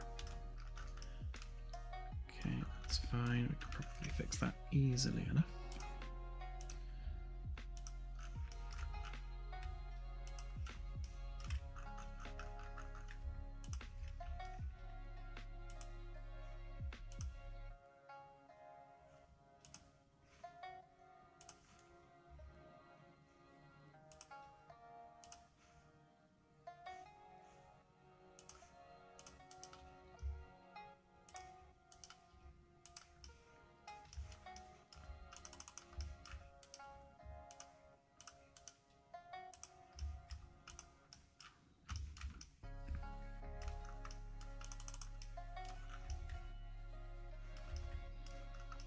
Okay, so this is just a rough idea of what this whole piece is going to be like once it's done.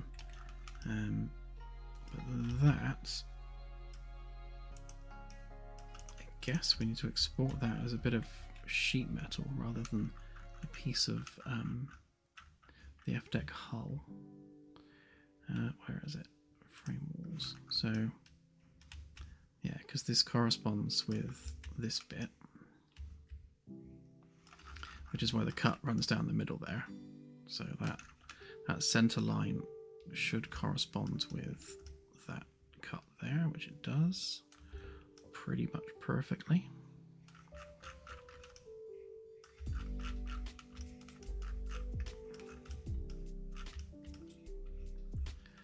Alright, so we can get rid of that bit now.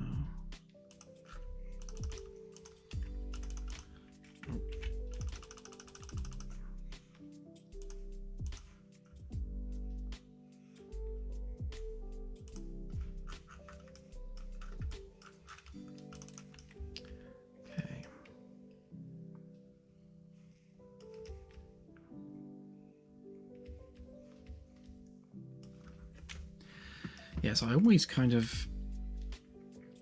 never quite decide whether like the sheet metal underneath is part of the G deck sheet metal or the F deck sheet metal, because it's easy when it's on top, but when it's underneath it gets more complicated, because obviously these bits here are part of the G deck sheet metal, but they're above where that one would be.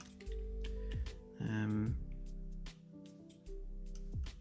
we could just make it part of the framework because there's nothing on it. There's no rooms or anything under it, so we could just make it part of this. Which I think I am tempted to do, to be honest.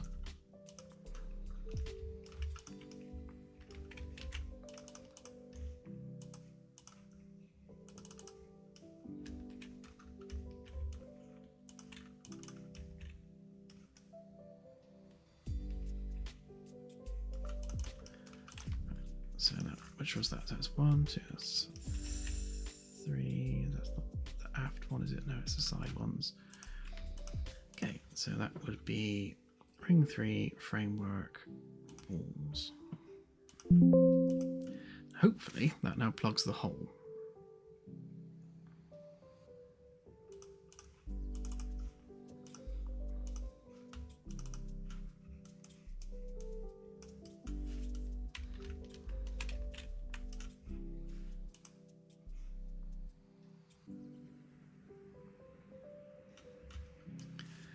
That's better.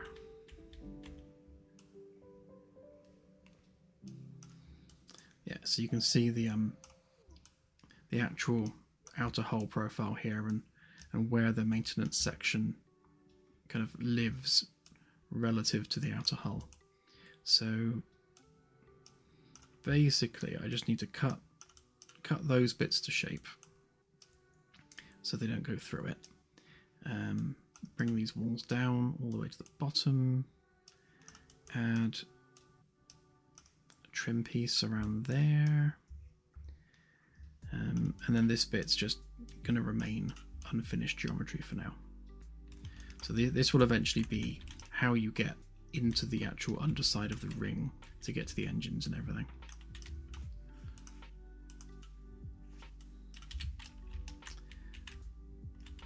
That's better.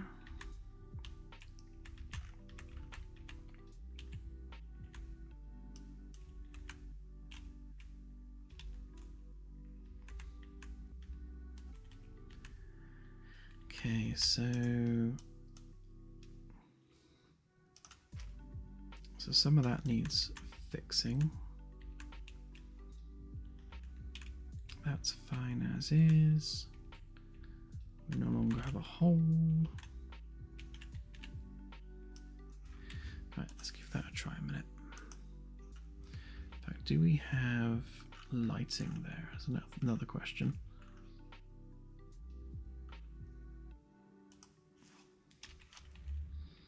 No, we don't.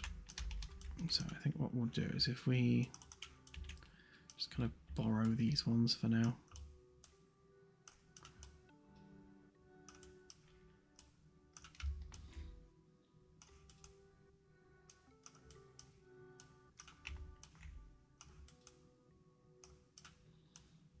Oops.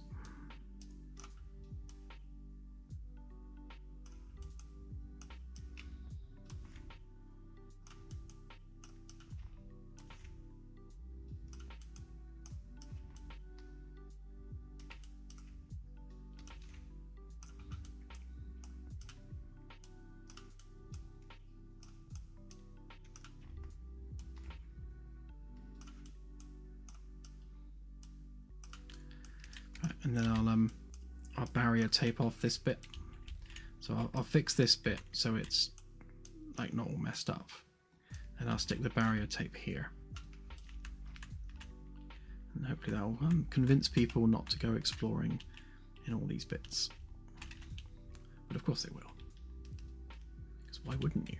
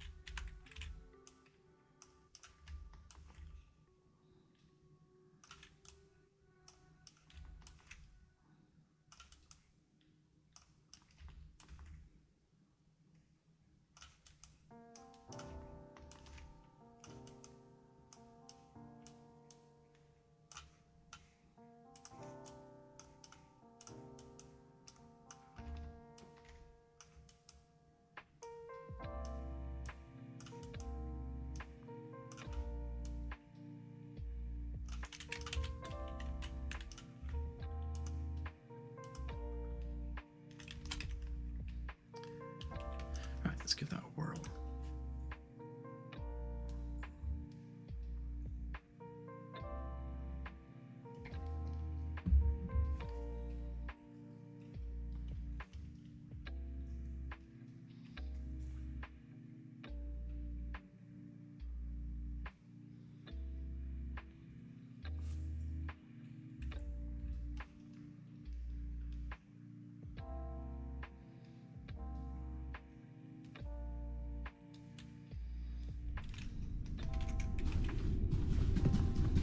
Must remember to do the pathing.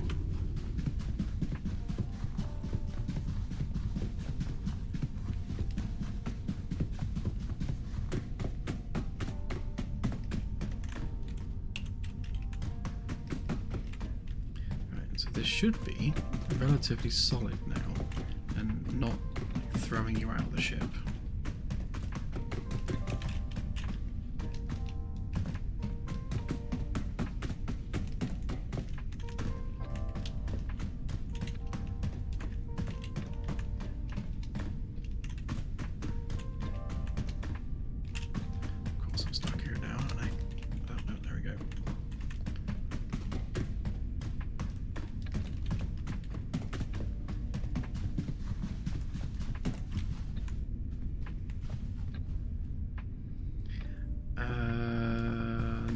still be there?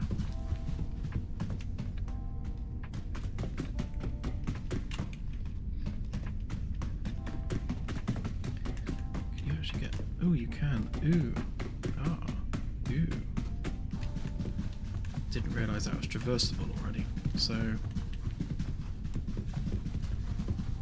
yeah, there's some geometry bits here from the ring pylons, which not the ring pylons, the engine nacelle pylons, which I need to cut to shape and everything.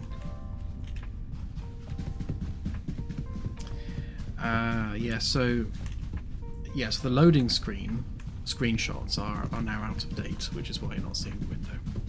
They're screenshots, so I need to retake them every time I update something. Good night, AJ. Have a good one.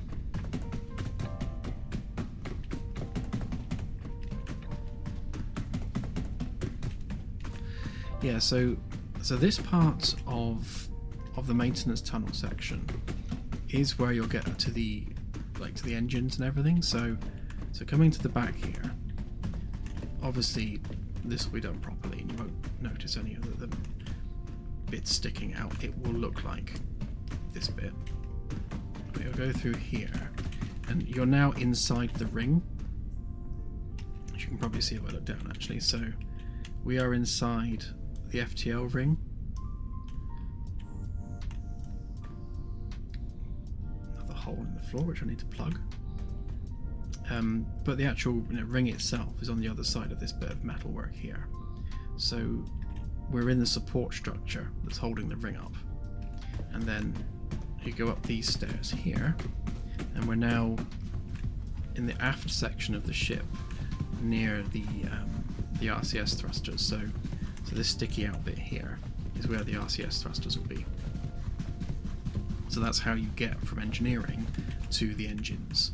So these will be the fuel tanks and coolant tanks and things. The RCS hardware there. You'll go past the RCS hardware. On the other side of this wall is where the firing range is. That's in that bit there. And then this will be where the stairs go up and down into the engines themselves. And I think I'm going to put a couple of maintenance hatches that lead back into the main section of the ship, because it would be good to be able to get in and out of these areas perhaps more readily, rather than having to go all the way down to engineering. But we'll lock them down with key passes or something like that. But yeah, so that's how you get to the engines from engineering.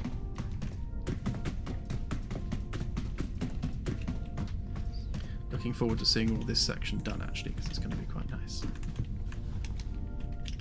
Actually, I needed to find that whatever it was that was poking through the ceiling. Can't remember where I saw it now. It was somewhere around here.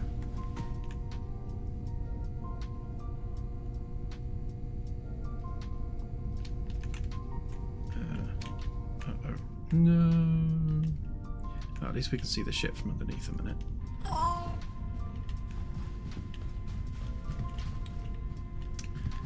Right.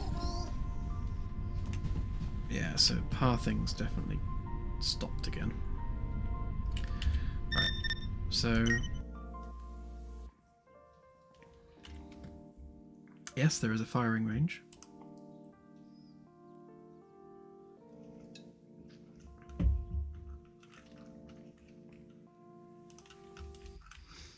The firing range is here. So where we just were. So we came underneath here, we came around here, and then we were in the support structure underneath here.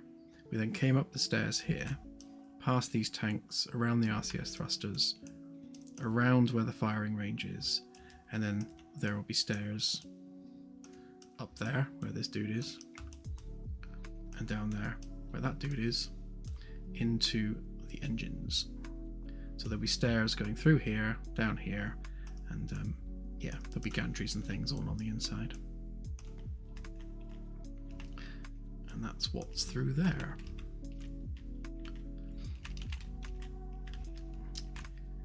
But yes, so we need to sort out the pathing. So to do that, let's get rid of this stuff a minute.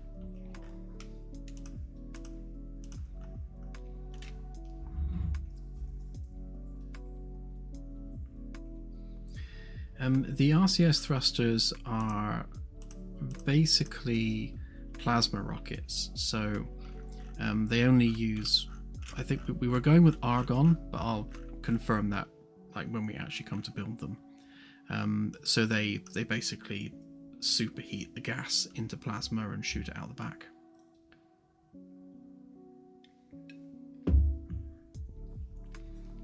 We want everything on the ship to be electrical as much as possible.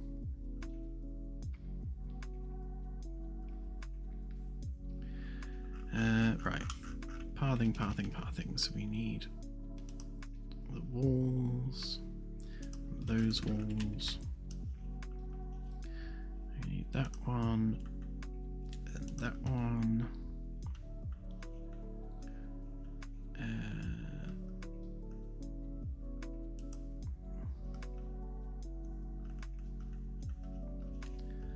Then we need that one, that one, and that one. And then that one, that one, and that one. And then that one, and that one. That one, and that one. And then these ones.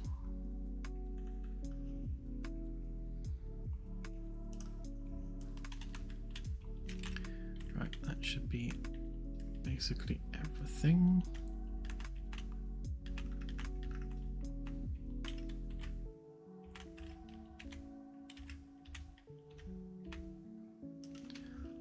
Okay, so if we show paths. Oh yeah, so we've got no nav mesh apparently. Fine.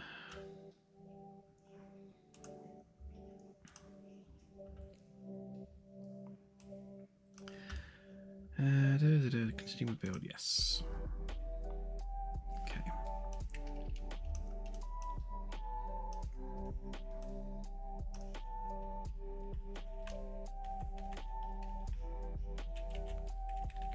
Okay, pathing.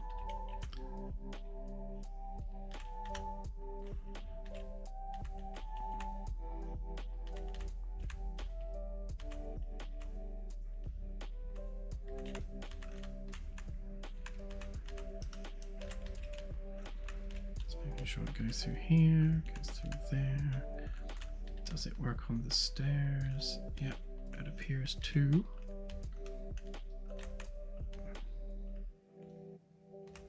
Great, okay.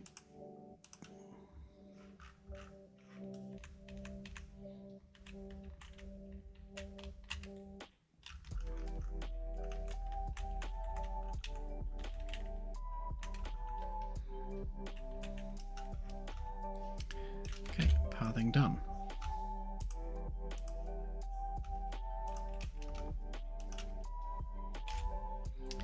And we are ready for build 88. Let's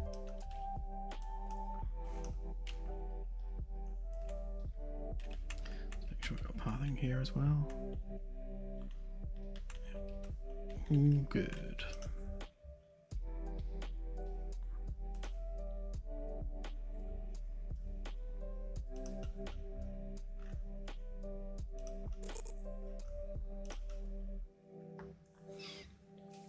Okay, and I think on that happy note, I'll call it there because it has been 4 hours almost on the dot.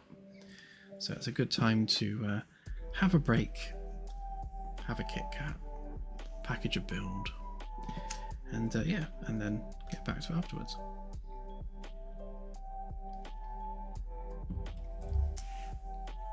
Oh, what day is it? It's Wednesday, isn't it? Great. So yeah, I'll put this out. And yeah, I think so. We've got the other stairs that need doing in the coolant room. We've got a few just bits and pieces around engineering that need doing. I keep coming across wall panels and floor panels that I haven't done. It's not a huge amount though, it's just little bits here and there. And then the scanning and nav tutorial that needs redoing. That's pretty much it, really. We're so close, so very close. Which I keep saying, but we're so close. Thank you, Delta. Appreciated.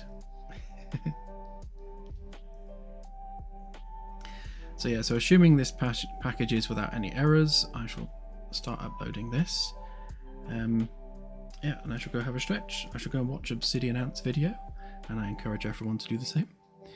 And then, yeah, and I shall see everyone on Sunday, where hopefully I'm done with modelling at that point, and we're just on to polishing things off for release.